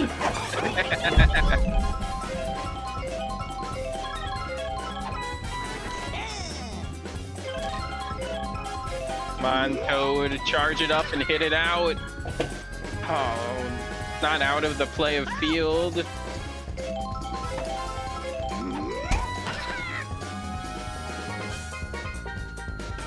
What a lot on it. A very good attempt, but not enough. This outfield just too fast. Ah, yes, the play of field. I didn't want to comment on it. You guys don't have to point it out.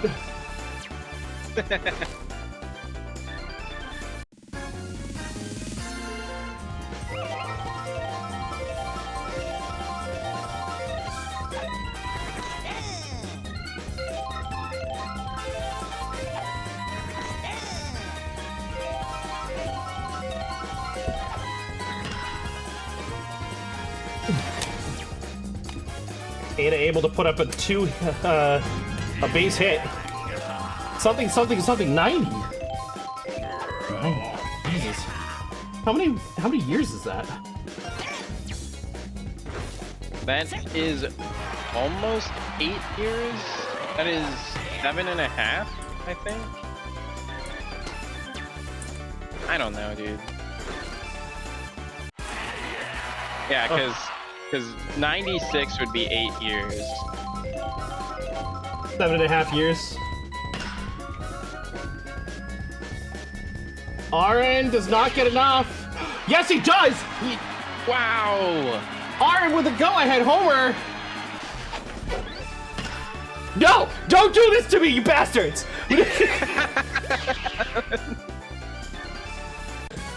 You know, now would not be the time to prove me right, game. Now would not be the time.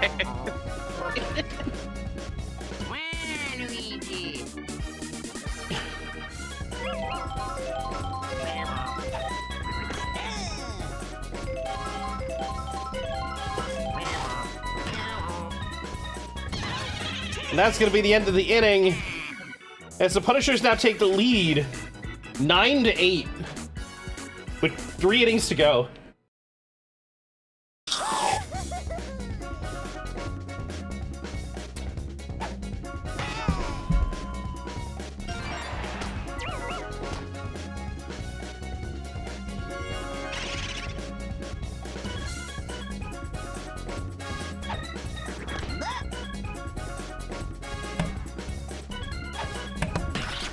Choco has nothing but false hope at this point. Man, Red Critter still just hasn't waken up this game. I feel like he easily could have hopped and taken that hit away.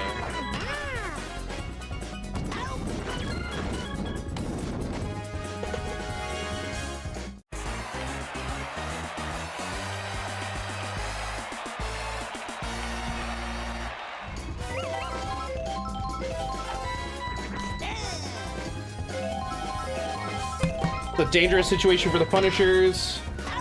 They needed somebody to step it up, and it was Red Critter.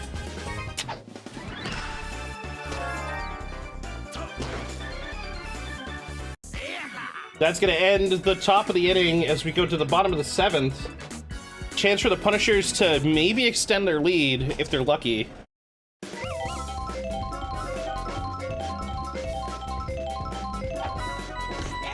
They're able to get a run or two on Waluigi. He doesn't have very much stamina, so it would get him off the mound fast.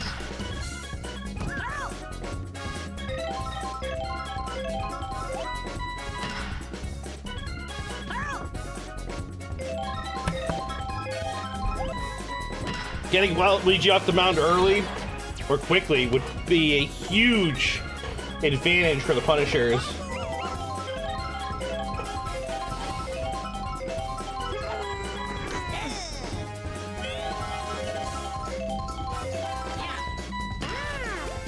That's going to be a double play.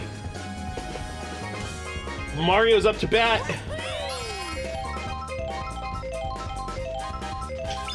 The mound. Did I say something different? Did I say the plate? I keep... Fire, bro! Catching that from Mario is going to be a quick 3-up, 3 down. Thanks to that double play by Critter. So we head to the top of the 8th. No change since the 7th.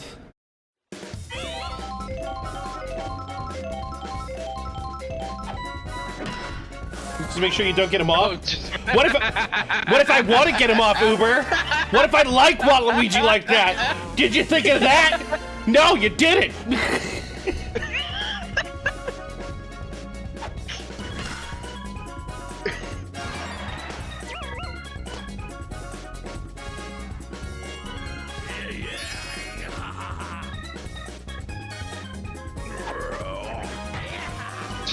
Not on streamer during a league match. Oh my goodness. Just barely able to stay fair.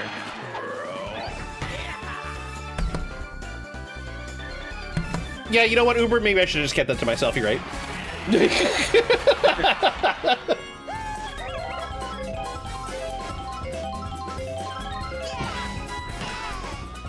That's another home run.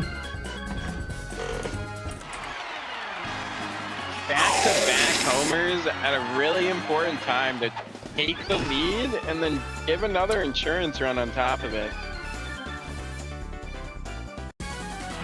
And Punishers are gonna need to answer back, but before they can even answer back, they need to find a way out of this inning.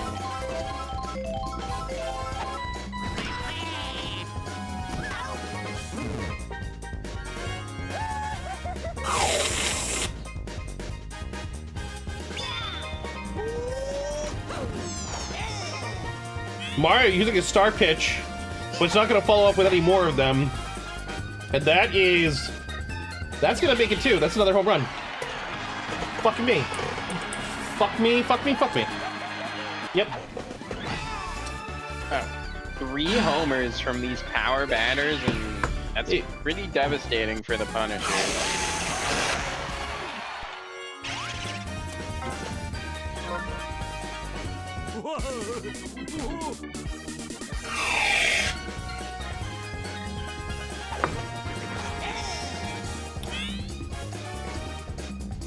Which one of you is firing full auto on the whipped cream? It's me.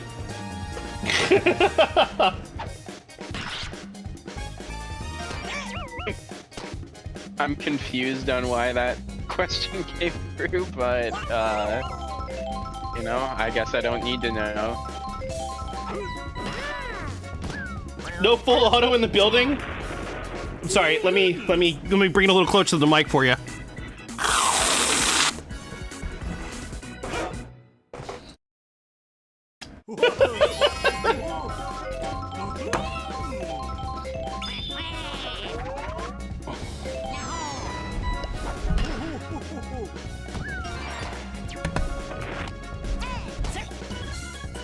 Oh my goodness, a close play at first after that hit to the outfield.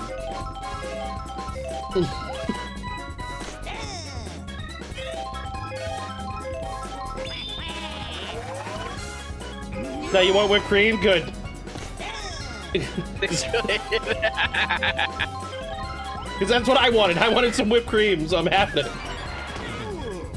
Oh, Pianta got boomed, and that's gonna be down. He made it? He made it to second. Critter didn't try to throw it there. Me too.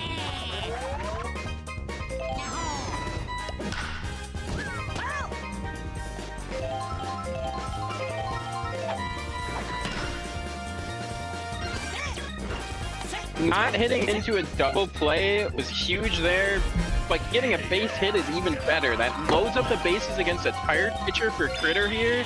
The chance to take the lead. He doesn't get any of it though! No! I hate He it. timed his swing really well. It was just unfortunate. Yeah, really bad contact.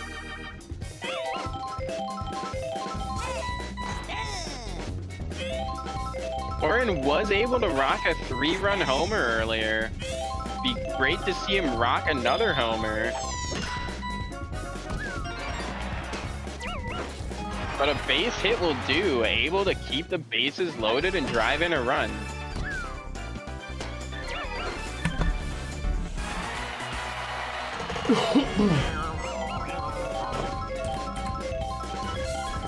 Now's the time for a star swing.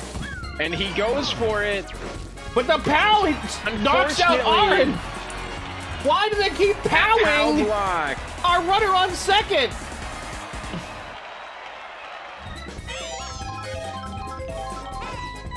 It keeps happening. I'm losing my goddamn mind. My team's sabotaging themselves.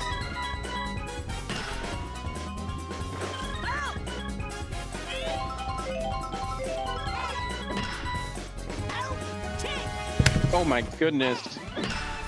Waluigi's so tall out there, able to get to that. And Punisher is able to start a comeback there, not able to quite complete getting the score even, but able to make this game a lot closer.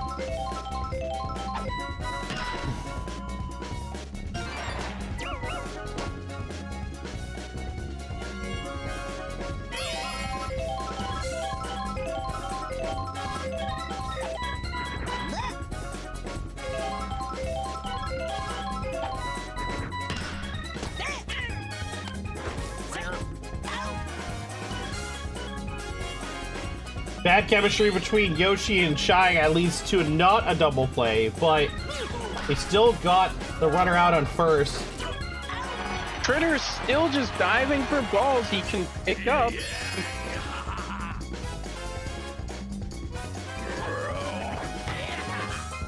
That one is not going to be enough. That's going to be the end of the inning.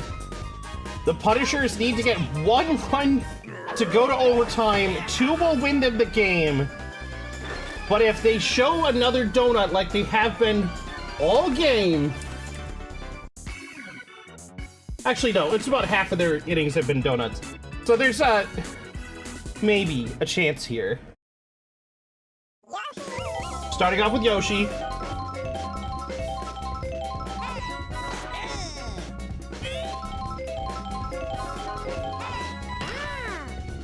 Ritter's gonna take out Yoshi. Next is the captain. If there was ever a time for Mario to use his talents as a batter, it's now. That might be gone. That is gone. Oh, yeah, let's go. Mario ties up the game.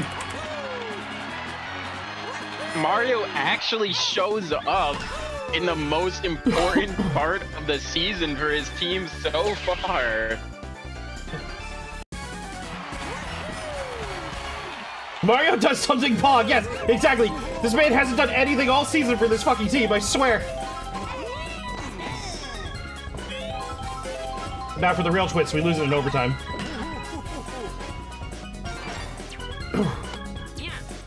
Man is barely able to make it to base. Here comes Red Toad. Red Toad has been a champion on this team since he's been ended up in the active so roster. far.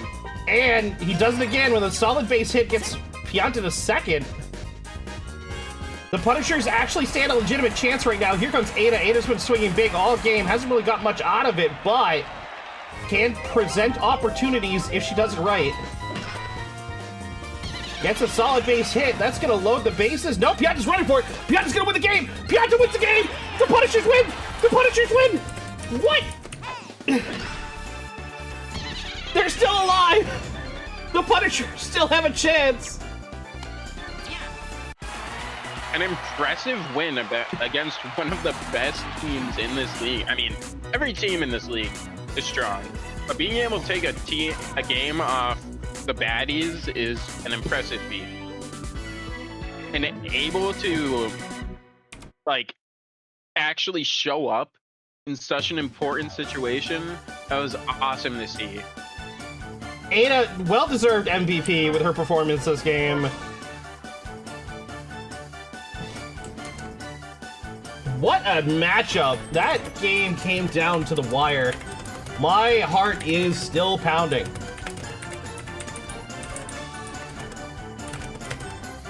Holy shit. I can't believe my team won.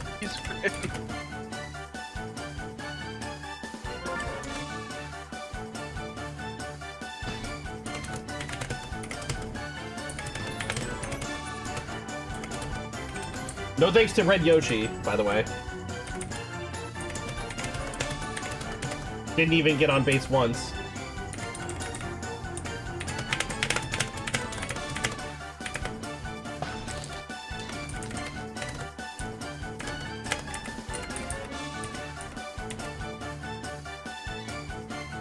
Oh boy. That changes some things.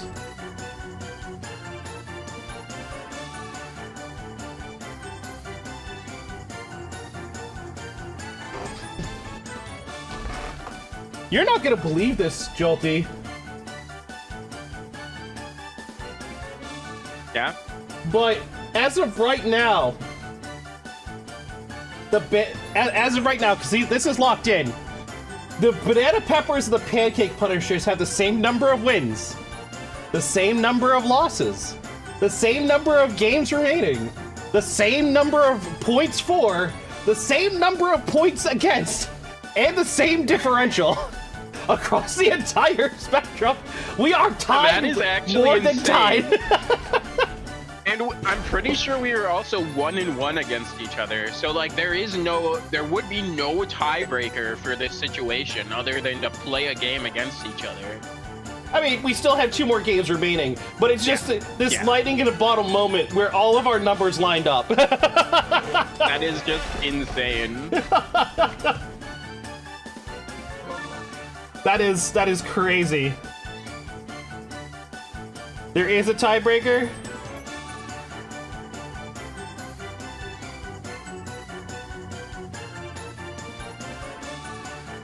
Head-to-head run differential. My sheet doesn't go that deep. I'm sorry, it just doesn't. Anyways, Yeah, but you did keep track of that though.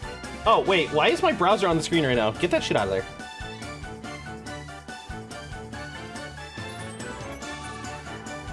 Good news, you do.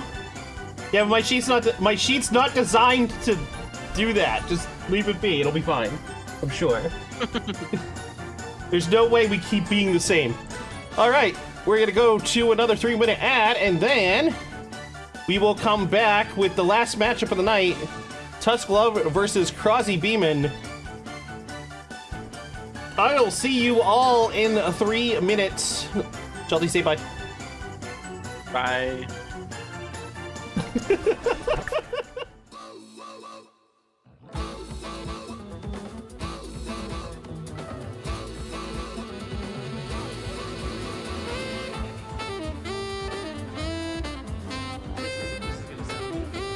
This game, it's like a mistress who gives you the paddle a little too hard.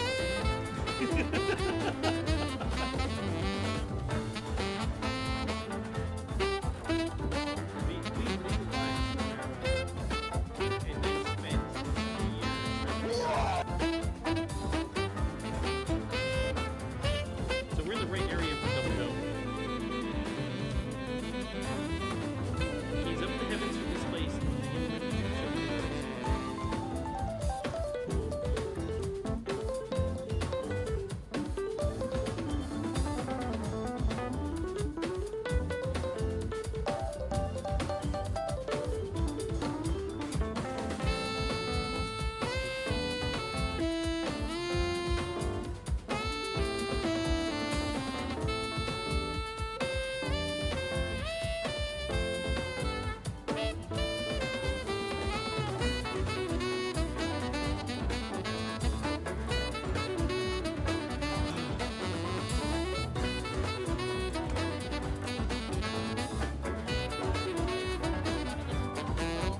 Maybe Fish is the only mill up right now. It's Moss trying to.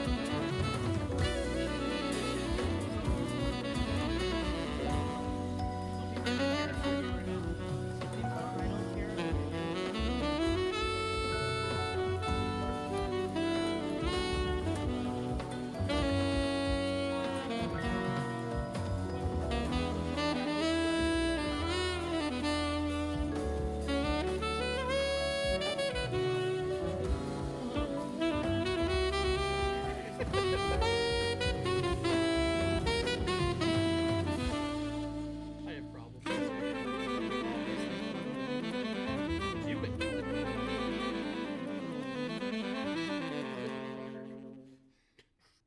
There you go.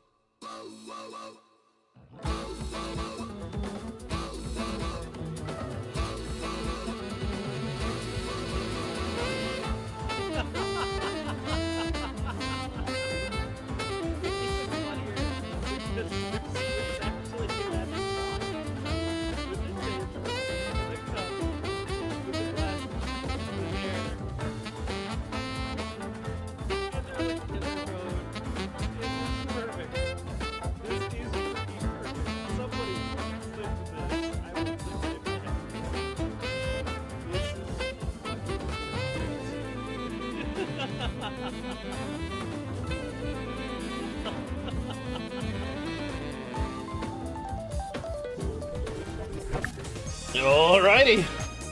We are back for the final matchup tonight. Tusk versus Crozzie Beamin. Start with you, Jolty. What do you think? I I think this is a really tough matchup to try to put a prediction in. I think both these teams are very strong. I'd say what I was thinking as I was looking at these teams is I'd always be surprised to see Tusk Love lose, but I'm also never surprised to see Crozzie Beamin win. So I feel like it's a little bit of a toss-up.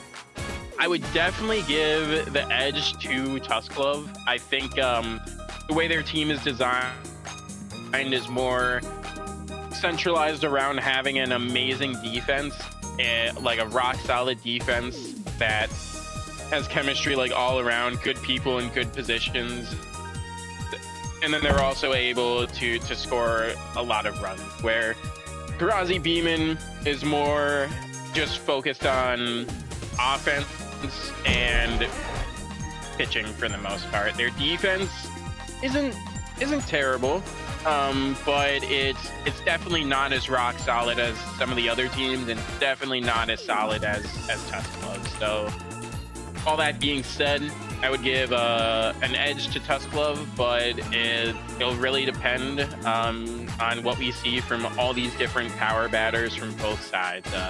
Sometimes Tusk Love's power doesn't really show up, and Crozzie Beamin's almost always does. So really feels like a volatile matchup. Right? I agree. What is there to say about this match besides the fact that it could pretty much go either way? I think Tusk Love might have the advantage here. The last two times these teams met, Tusk Love won 20-10.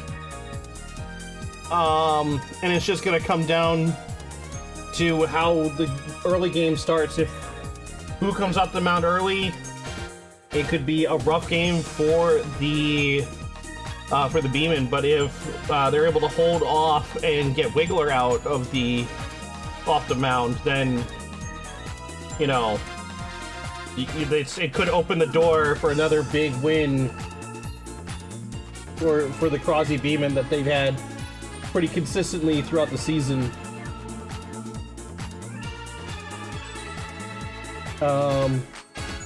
Yeah. That's all I gotta say about that. Let's get this match on the road. Or I should say, I don't know. I don't know what to say in this situation. Why am I stupid? I just say things sometimes.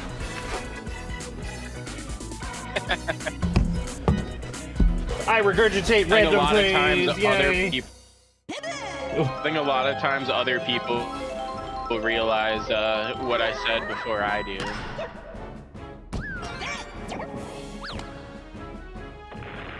Ronnie just barely not able to scoop that off his toes, and Wiggler able to get a nice lead-off hit here.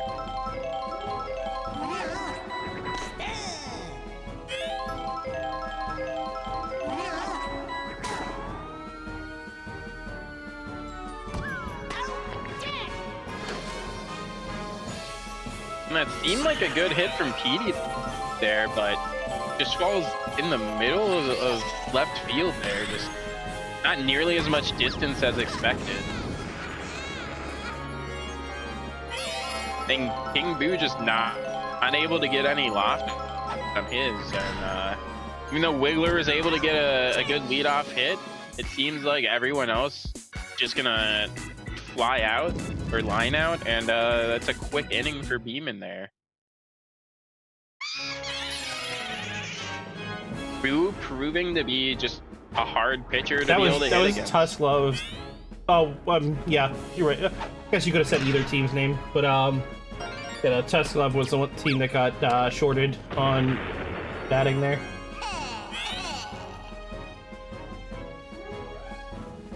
Never mind, I didn't say anything, okay? Continue.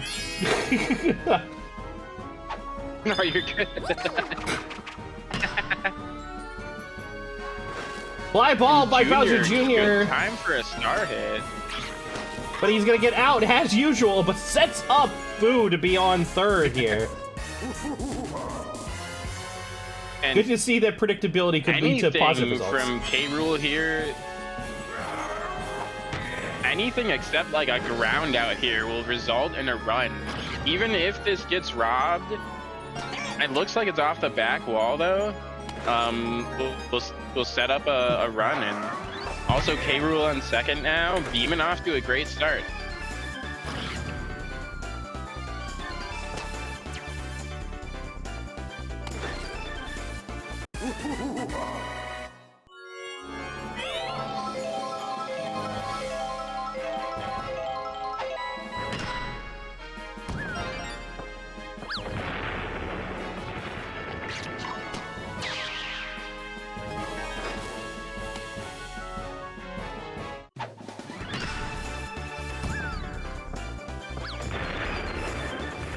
And a hit into the gap is able to drive in another run and put another runner on second.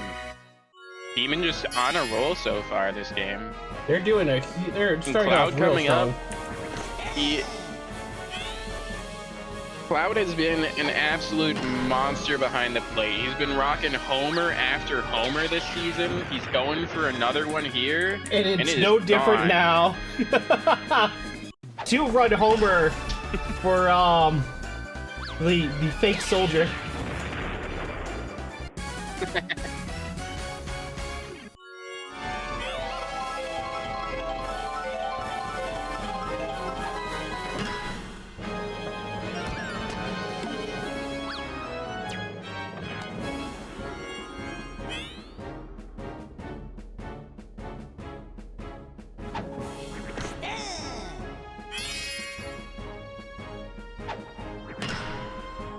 This is one of the biggest strengths of Wiggler, by the way. Wiggler's still on the mound after getting 4 runs put up on him. He doesn't even seem phased.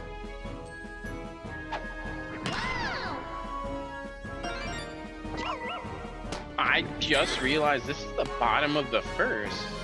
Yes, we are still in the first.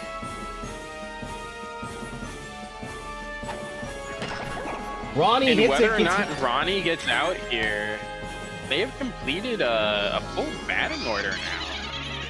Yeah, we're back to Boo. And Boo's gonna end it by sending it to the orange critter.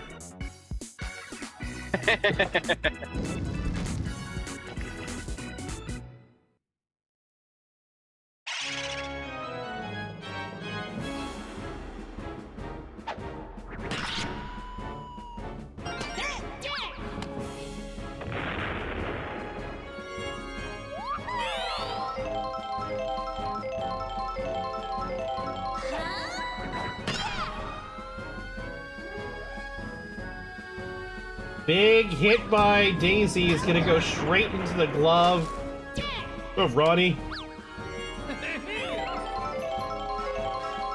Sorry about that burp, I didn't mean to. I apologize, everybody.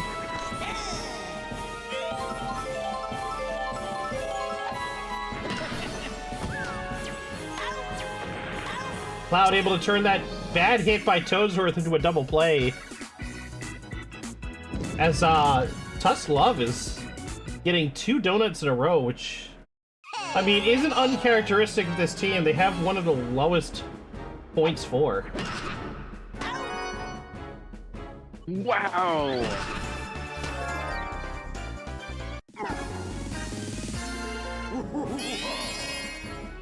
PD just grabbing that. PD is a monster. Yeah, the big thing with Tusk Love and the reason why they're so successful in G1 is because they just don't, people just don't get runs against them. That's like, that was officially the 100th run against the against Tusk Love. Everybody else, almost every division has over 100. They just got there now. With only 2 weeks after this.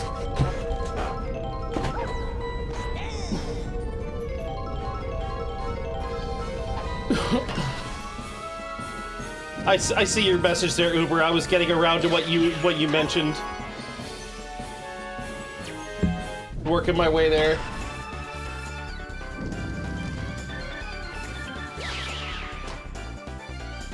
Cypher able to get a glove on that.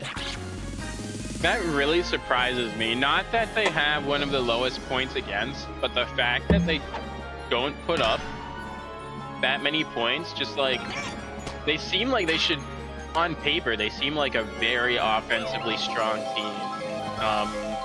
But I guess, I don't know, I guess they don't like rubbing it in the faces of their team. They're all good sports and really don't like making the other team feel bad. I don't know what else it could be. I think the big thing here is, while despite their team having lots of offensive capability, G1 is full of teams that have really good defenses.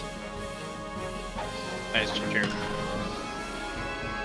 They're also up against Boo so far in this game, and Boo is really just shown, I think, to be one of the hardest pitchers to get runs against. If you are able to, you can get Boo off the mound fast, but putting up points against Boo is very difficult. You're right. Crozzie Beamin is not one of the teams that has good defense. This is just a pure case of the Tusk Love's offense just not showing up to this game yet. Mostly probably due to the hands of Boo.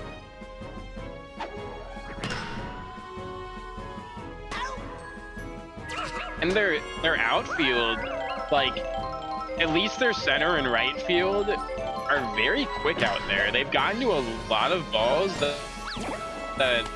seem like they're gonna be hits that just end up not falling to the ground. Yeah.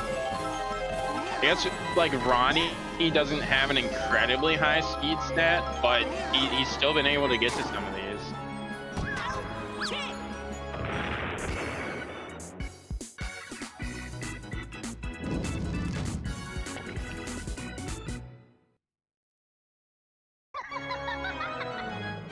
No, Magic Koopa's very slow.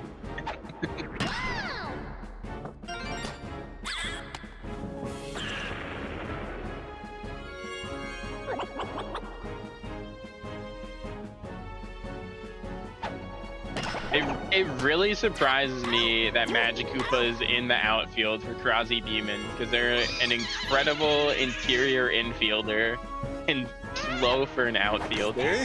I mean, could we talk about all the teams that have misplaced their players? Can we talk about that one critter that's on fucking home plate, sitting there in the catcher position for reasons unknown? Like, we can talk all day long about people playing their keeper catch. Right?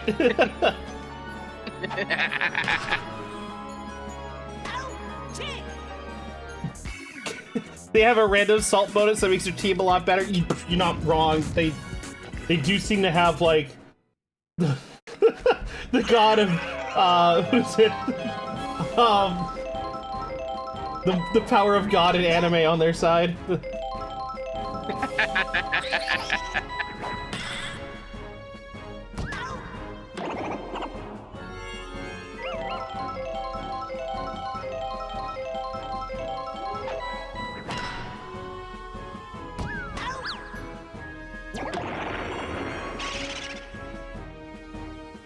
And both hits so far, just line drives straight to Ronnie out there. Is that gone? That's gone. No hop there, and that's a homer to break this scoreless streak from Dry Bones here.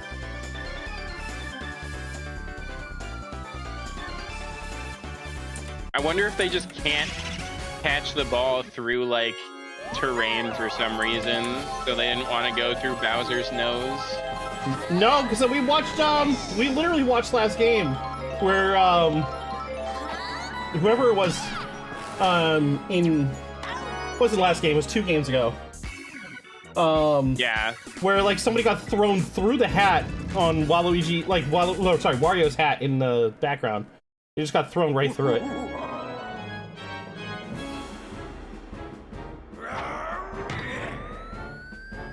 Oh my. And K. Rool does what K. Rool does. And equalizes. I mean, answers.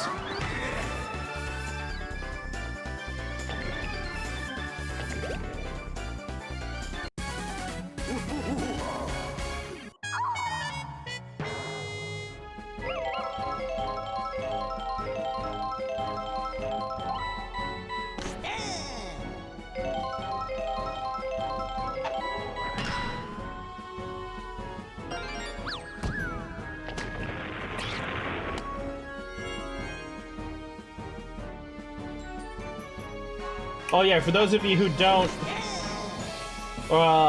those of you just getting it, I started the challenge, the prediction tournament for the all characters tournament. And the predictions are up. After the playoffs are done, we will have the tournament will start. But get your predictions in as to how you think the characters are going to go, or how the tournament's going to go. Everything was randomly seeded. We already got a few people's predictions in, but I actually still need to talk to Benjamin Den about potentially putting like a $50 gift card on this, or 25. Is it like March Madness style where you decide the winner of every game, or is it just Yes. like who you think's gonna win? It's March Madness style. You pick who you think's gonna win, but it's a double elimination tournament. It's a single game, 5 innings. The characters will have same chemistry, so everybody will have chemistry with their own teammates throughout the whole thing. It's not going to start until April. April is the deadline for your predictions, although technically it's April 3rd when I will close it. But people have a whole ass month and a half to put in their predictions, but I just want to let people know so people can start their predictions if they want to. Also, quick double play by Wiggler. Gonna end that inning, finally stopping the bleeding. But it's 9-1 right now. Crozzie Beamin potentially going to mercy out Tusk if they don't do something soon.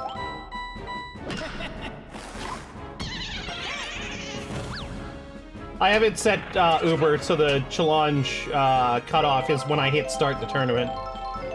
Or prediction cutoff. So, not until I hit go-go.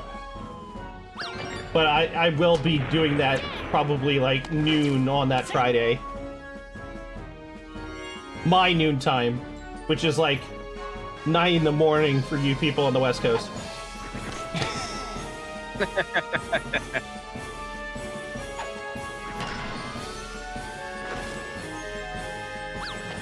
Big hit, but they don't stop it. That's a 3-run homer for Tusk Love as they close that gap a little. If you're looking for the challenge, it's pinned in the chat for the league. Yes, sorry. Oh, you're good. I was just wondering if that was going to be enough to get Boo off the mound, which it was. It was, in fact, enough. Big hit from Wiggler. With no chemistry on the left side, is there going to be anything that happens? Wiggler gets a triple. And a triple with that speed. Holy crap. Here comes Petey. Petey's going to get immediately caught by Alucard. It doesn't follow up with a throw to the third.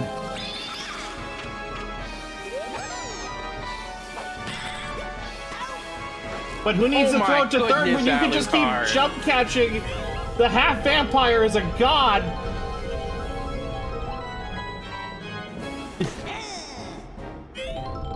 Those were 2 insane jump catches.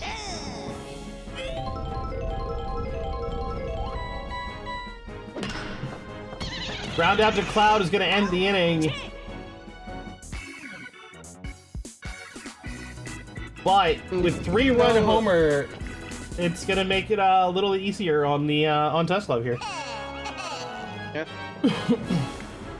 Unfortunate to see Wiggler get a triple, but not able to get batted in. This is what happens when you rely on other people to get you in. You get stranded.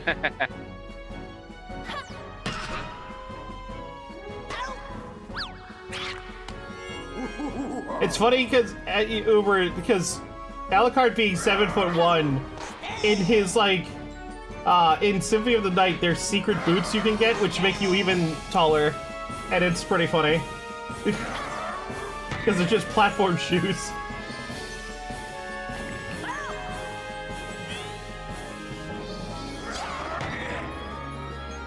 That is Oh, another that's home gone. run. It took him a few hits to get it done, but he did it.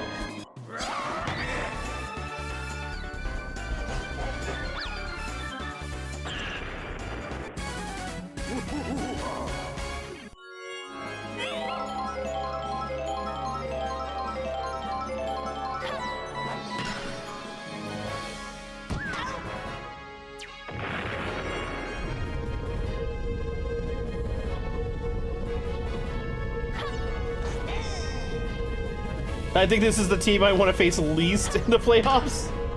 Yeah. You're not wrong. I don't think anybody wants to face Crozzie. Which is crazy because, like, there's people that have better records than Crozzie, but... Who has Crozzie lost to? Crozzie's lost to a few people, right? Uber! You like all that stats. All those, hidden stats. Who's beaten Crozzie so far? I think the banana peppers were able to take one of their 2 games off of them, which really surprised me because that was like the start of their little winning streak here. Watching these games is pretty infuriating because I can't figure out why things happen. Same! My team won tonight, I still don't know what I did differently this game than I did the last one!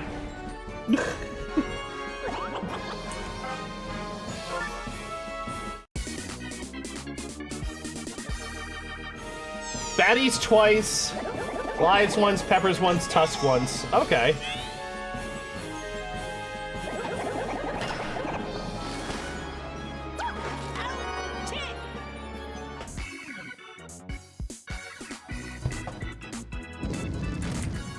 That's true. Yeah, Walrus, I think the biggest thing of it is really just we didn't see how strong of a pitcher Boo really was in Season 1, I don't think. But in Season 2, I think we have been seeing it.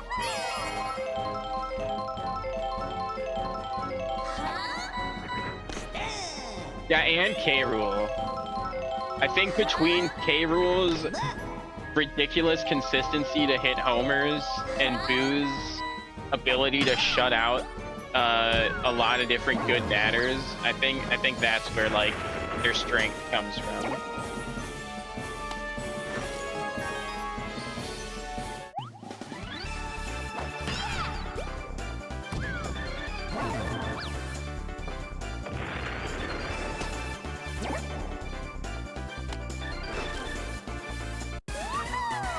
Yeah, I think that is true. I think his whole team is very good at getting it. Like, K-Rule has a ridiculous like consistency on homers, but the rest of the team having as many slap hits as they get when they like don't really have chemistry or insane bats is, yeah, it is surprising. Also, Cloud has been absolutely ridiculous behind the plate this season. Like I mentioned K-Rule getting tons of homers, but Cloud is also getting a ton of homers. That's also not quite true, Uber, because K-Rule is on the L gang.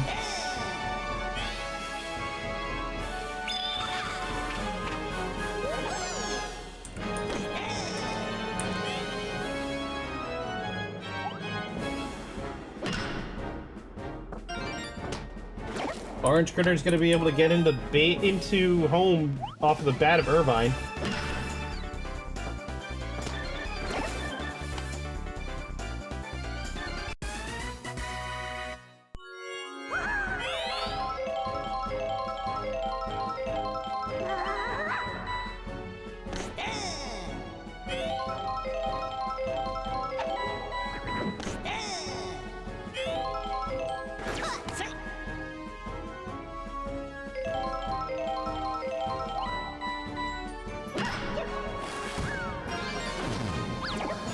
Oh no. That pow ball gonna take out Irvine and make it impossible for him to get to base.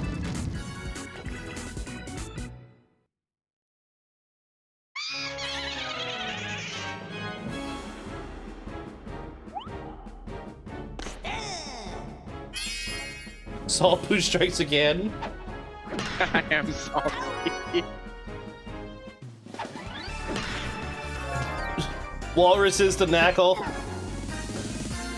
Yeah, Uber, it has happened a lot tonight.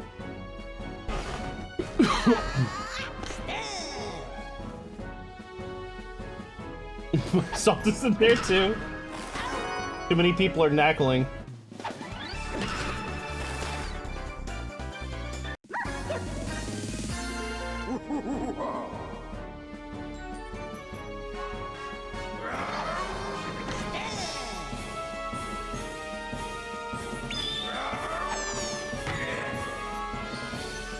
Matt's gone yet again.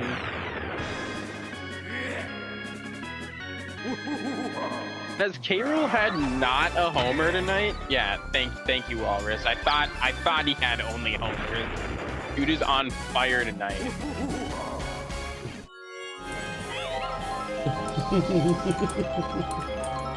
I don't know what to say.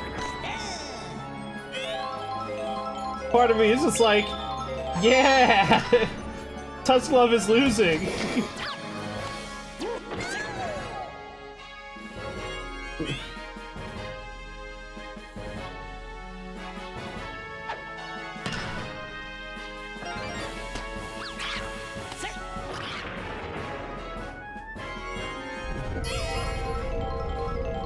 I mean, honestly, the rest of us benefit if Crozzie Beamin loses, because then the window stays open on Crozzie not making the playoffs. But a win here will lock them in.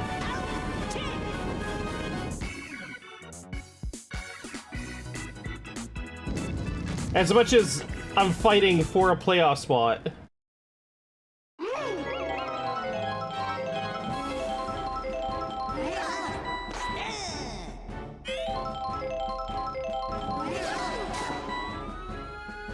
And Petey finally showing up tonight, crushing that ball. And where has that been all season? Petey? Yeah, whole season, really. This is like one of the worst performing Peteys in the league.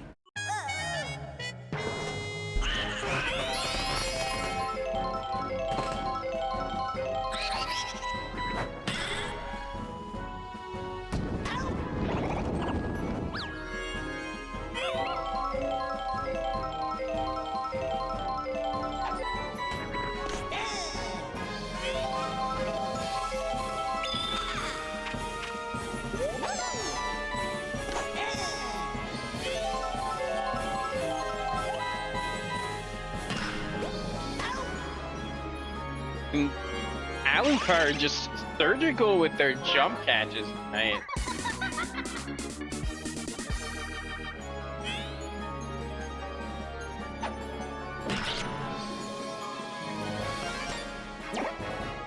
Free fielding, by the way.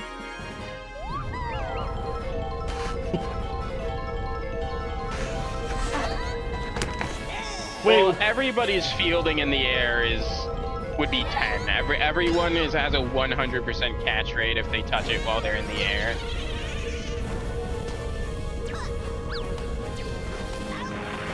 Oh no! White Dryball's getting tagged at third! He should have committed. Instead, he gets out. Third base coach doing a bad job directing the player there.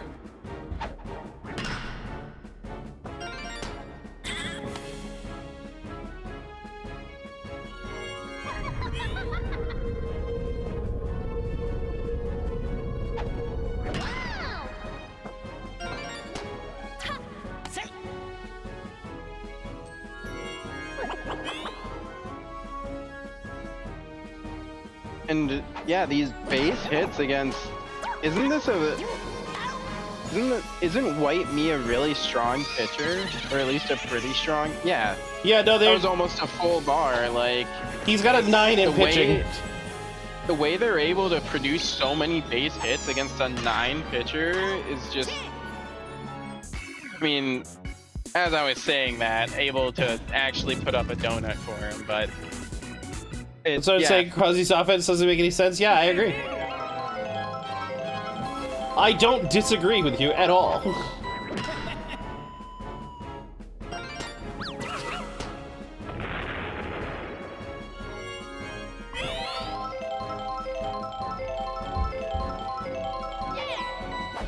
Fortunately for Tusk, they were able to stop them from doing more damage at the bottom of the 7th, but their answer not so great after that double play. 2 outs already. Irvine at the bat. They're running. Tuslov is running out of time to try and turn this game around. But Irvine's gonna ding that one right the heck out of here, and that's gonna be a home run for Tuslov.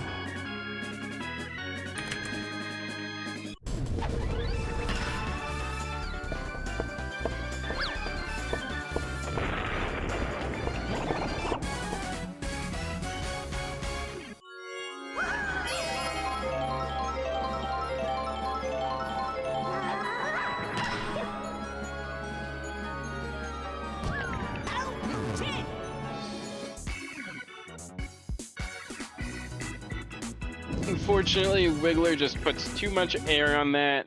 Junior's gonna be able to get to that easy, and only 1 run put up for Tusklov there. Gonna have to put at least, well, could be more after this inning, but right now it's looking like they're gonna have to put up at least 4 runs this next inning. And with K-Rool coming up, he's only hit homers tonight. That's a first non-homer. Didn't even charge.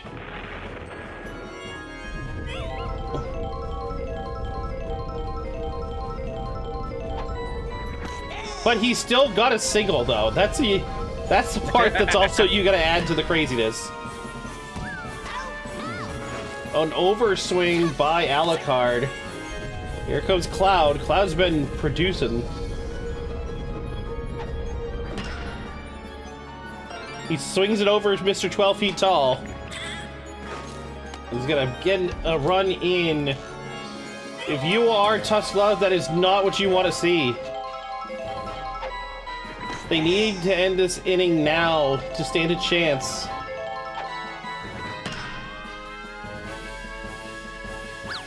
Mai sends it off the wall. Did you see Wiggler from shortstop ran all the way out there? That is insane. He wanted to make sure that the ball was caught. Oh my god. K-Rool's gonna run in, and that's gonna be another run. Oh my goodness. That was close at home.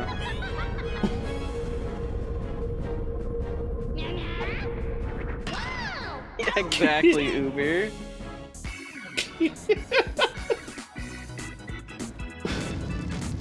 All right, all the pressure is on Tusklov. They need 6 runs to stay in this game. 7 to potentially put the pressure back on the Beamin. Anything less is perish.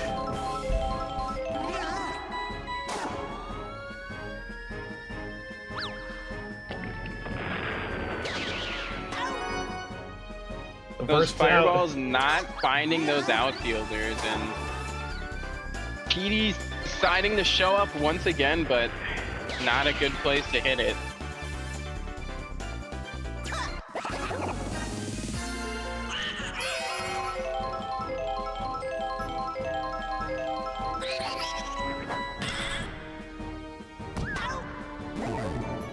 The amount of line drives that King Boo has hit too close to the outfielders this game is very crazy. I don't know that he's gotten out any other way than a line out, just too close to the outfielders. That's 2 outs. 6 runs, 2 outs, or 1 out. They need a heck of a 2-out rally right now.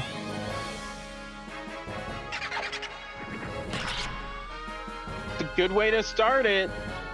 That's a home run. 2-run homer for White Drybones.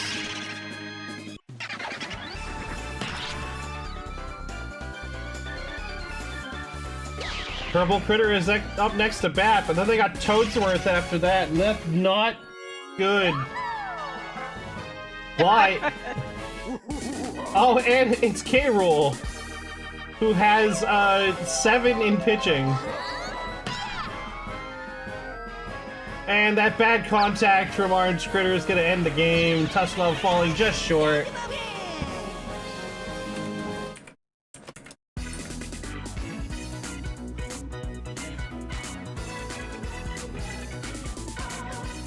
Both teams able to hit double digits. An impressive feat, I feel, against Crozzie, Beamin. They have incredibly good pitching, but always going to be disappointing to see your team lose. MVP to K-Rool makes perfect sense. The man was dinging it out all night.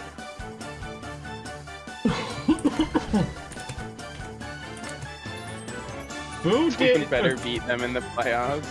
King Boo not quite performing today for the for Tusk Love there.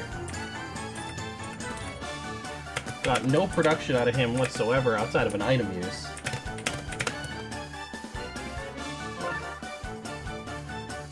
Okay, was that right? Yeah, 160. Yeah.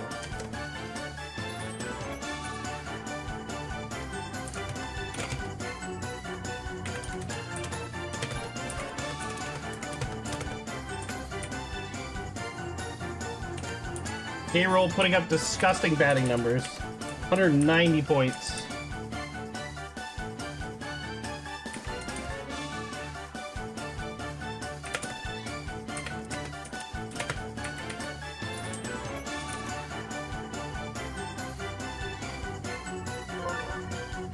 Alright, that's gonna be the match. Let's get those standings on the screen here, shall we?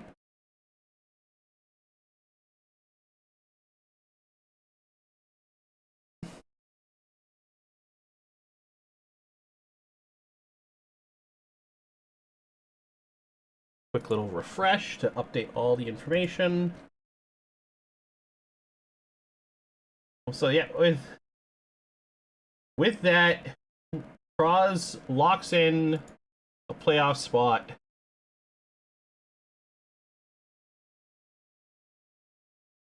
We have a insane 4-way tie at 6 wins apiece and 8 losses, with 2 games remaining between the Turnabout, Peppers, Punishers, and the Harem.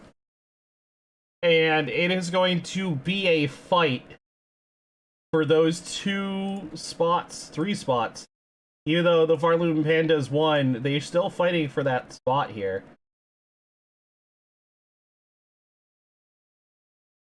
So yeah. Extra Lives have only 1 game remaining.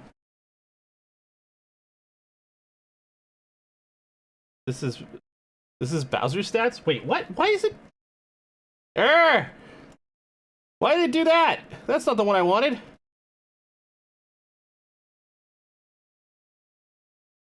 One second. There we go. That was weird. Sorry.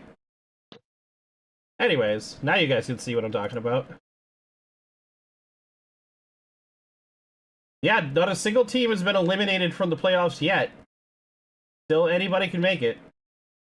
Although, the Extra Lives, it is very unlikely at this point.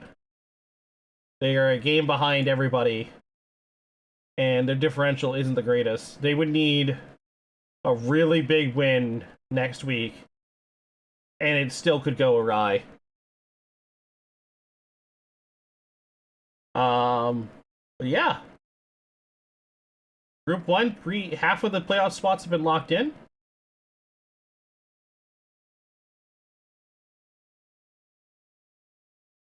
Red Critter fell down 2 positions, god damn it.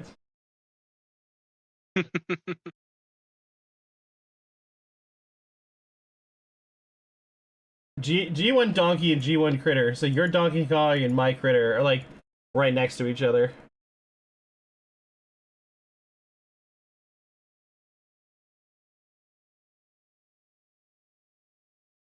G1 Bowser in 10th. G1 payroll isn't even that good. He's right here, 22nd overall. What do you mean not that good?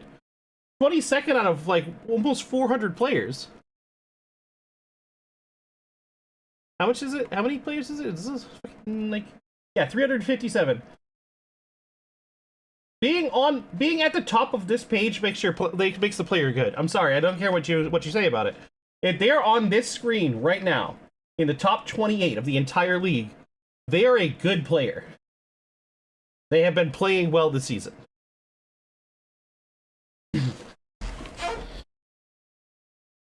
Yeah, but well, look at that. Cloud is actually above K. Rool, which is kind of what I've been saying about him knocking out ridiculous amounts of homers. Between K. Rool and Cloud, the run production that Crozzie Beamin has is just really hard to match. But it's not 1750 batting good. Look how many runs Crozzie has. Yeah, I mean, your PD isn't doing well. I will admit that, but comparing your PD versus Lucky's PD is like the most insane thing to do to yourself, because that PD is running amok in a league where half the teams don't have proper defenses. Like, he has that much batting because he can get away with it. Yeah, Cloud is a top 5 player in G1. Look at Jalty's DK. Jalty's DK is in 7th with 1570. Yeah.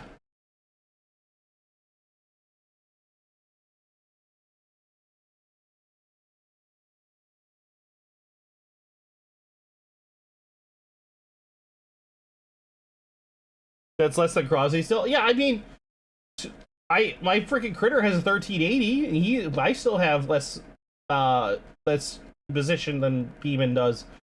I don't understand why they win games, but they win games. It doesn't make sense.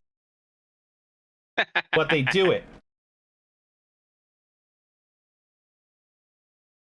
I think a lot of us are confused on how Crozzie Beamin is I guess as clutch as they are. Yeah. I think there is a salt factor in there too. Also, all the streaks in our division have died once again. We are now, once again, the only division with no hot streaks or cold streaks going on. With the Banana Peppers being the only team that has a consecutive win. Everybody just flipped this week. If they were on a win streak, they lost. If they were on a loss streak, they won. Everybody except the Peppers who won 2 in a row. Peppers need to keep winning if they want to make the playoffs. Make a streak happen, Peppers. Seriously. All right. That is gonna be it for me. What are we? I'm assuming. Are you gonna go back to what you were doing before baseball, or? No, I'm off for the night. Okay. All right. Then let's find somebody to raid, shall we? Yeah. Looks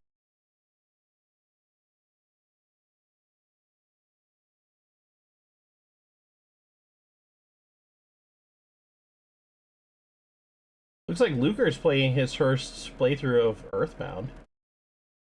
Kind of interested in that. Yeah, sounds cool with me. I love Lucor. All right, let's raid. I love like everyone on EG, but Lucor is very cool. I agree.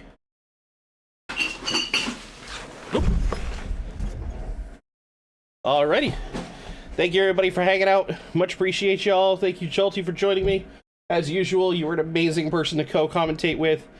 We're going to head out. Y'all have a good night. Thank you for watching live. Thank you for watching the VOD on YouTube. Everybody, you're so amazing. I mean, I do this mostly for the people who want to play, but I also enjoy broadcasting it for everybody to enjoy. So Sign-ups for Season 3 are going to be starting pretty soon.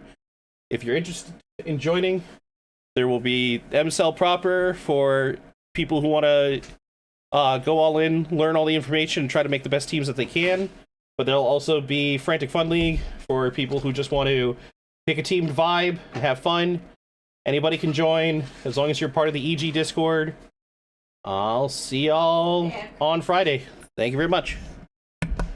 Deuces.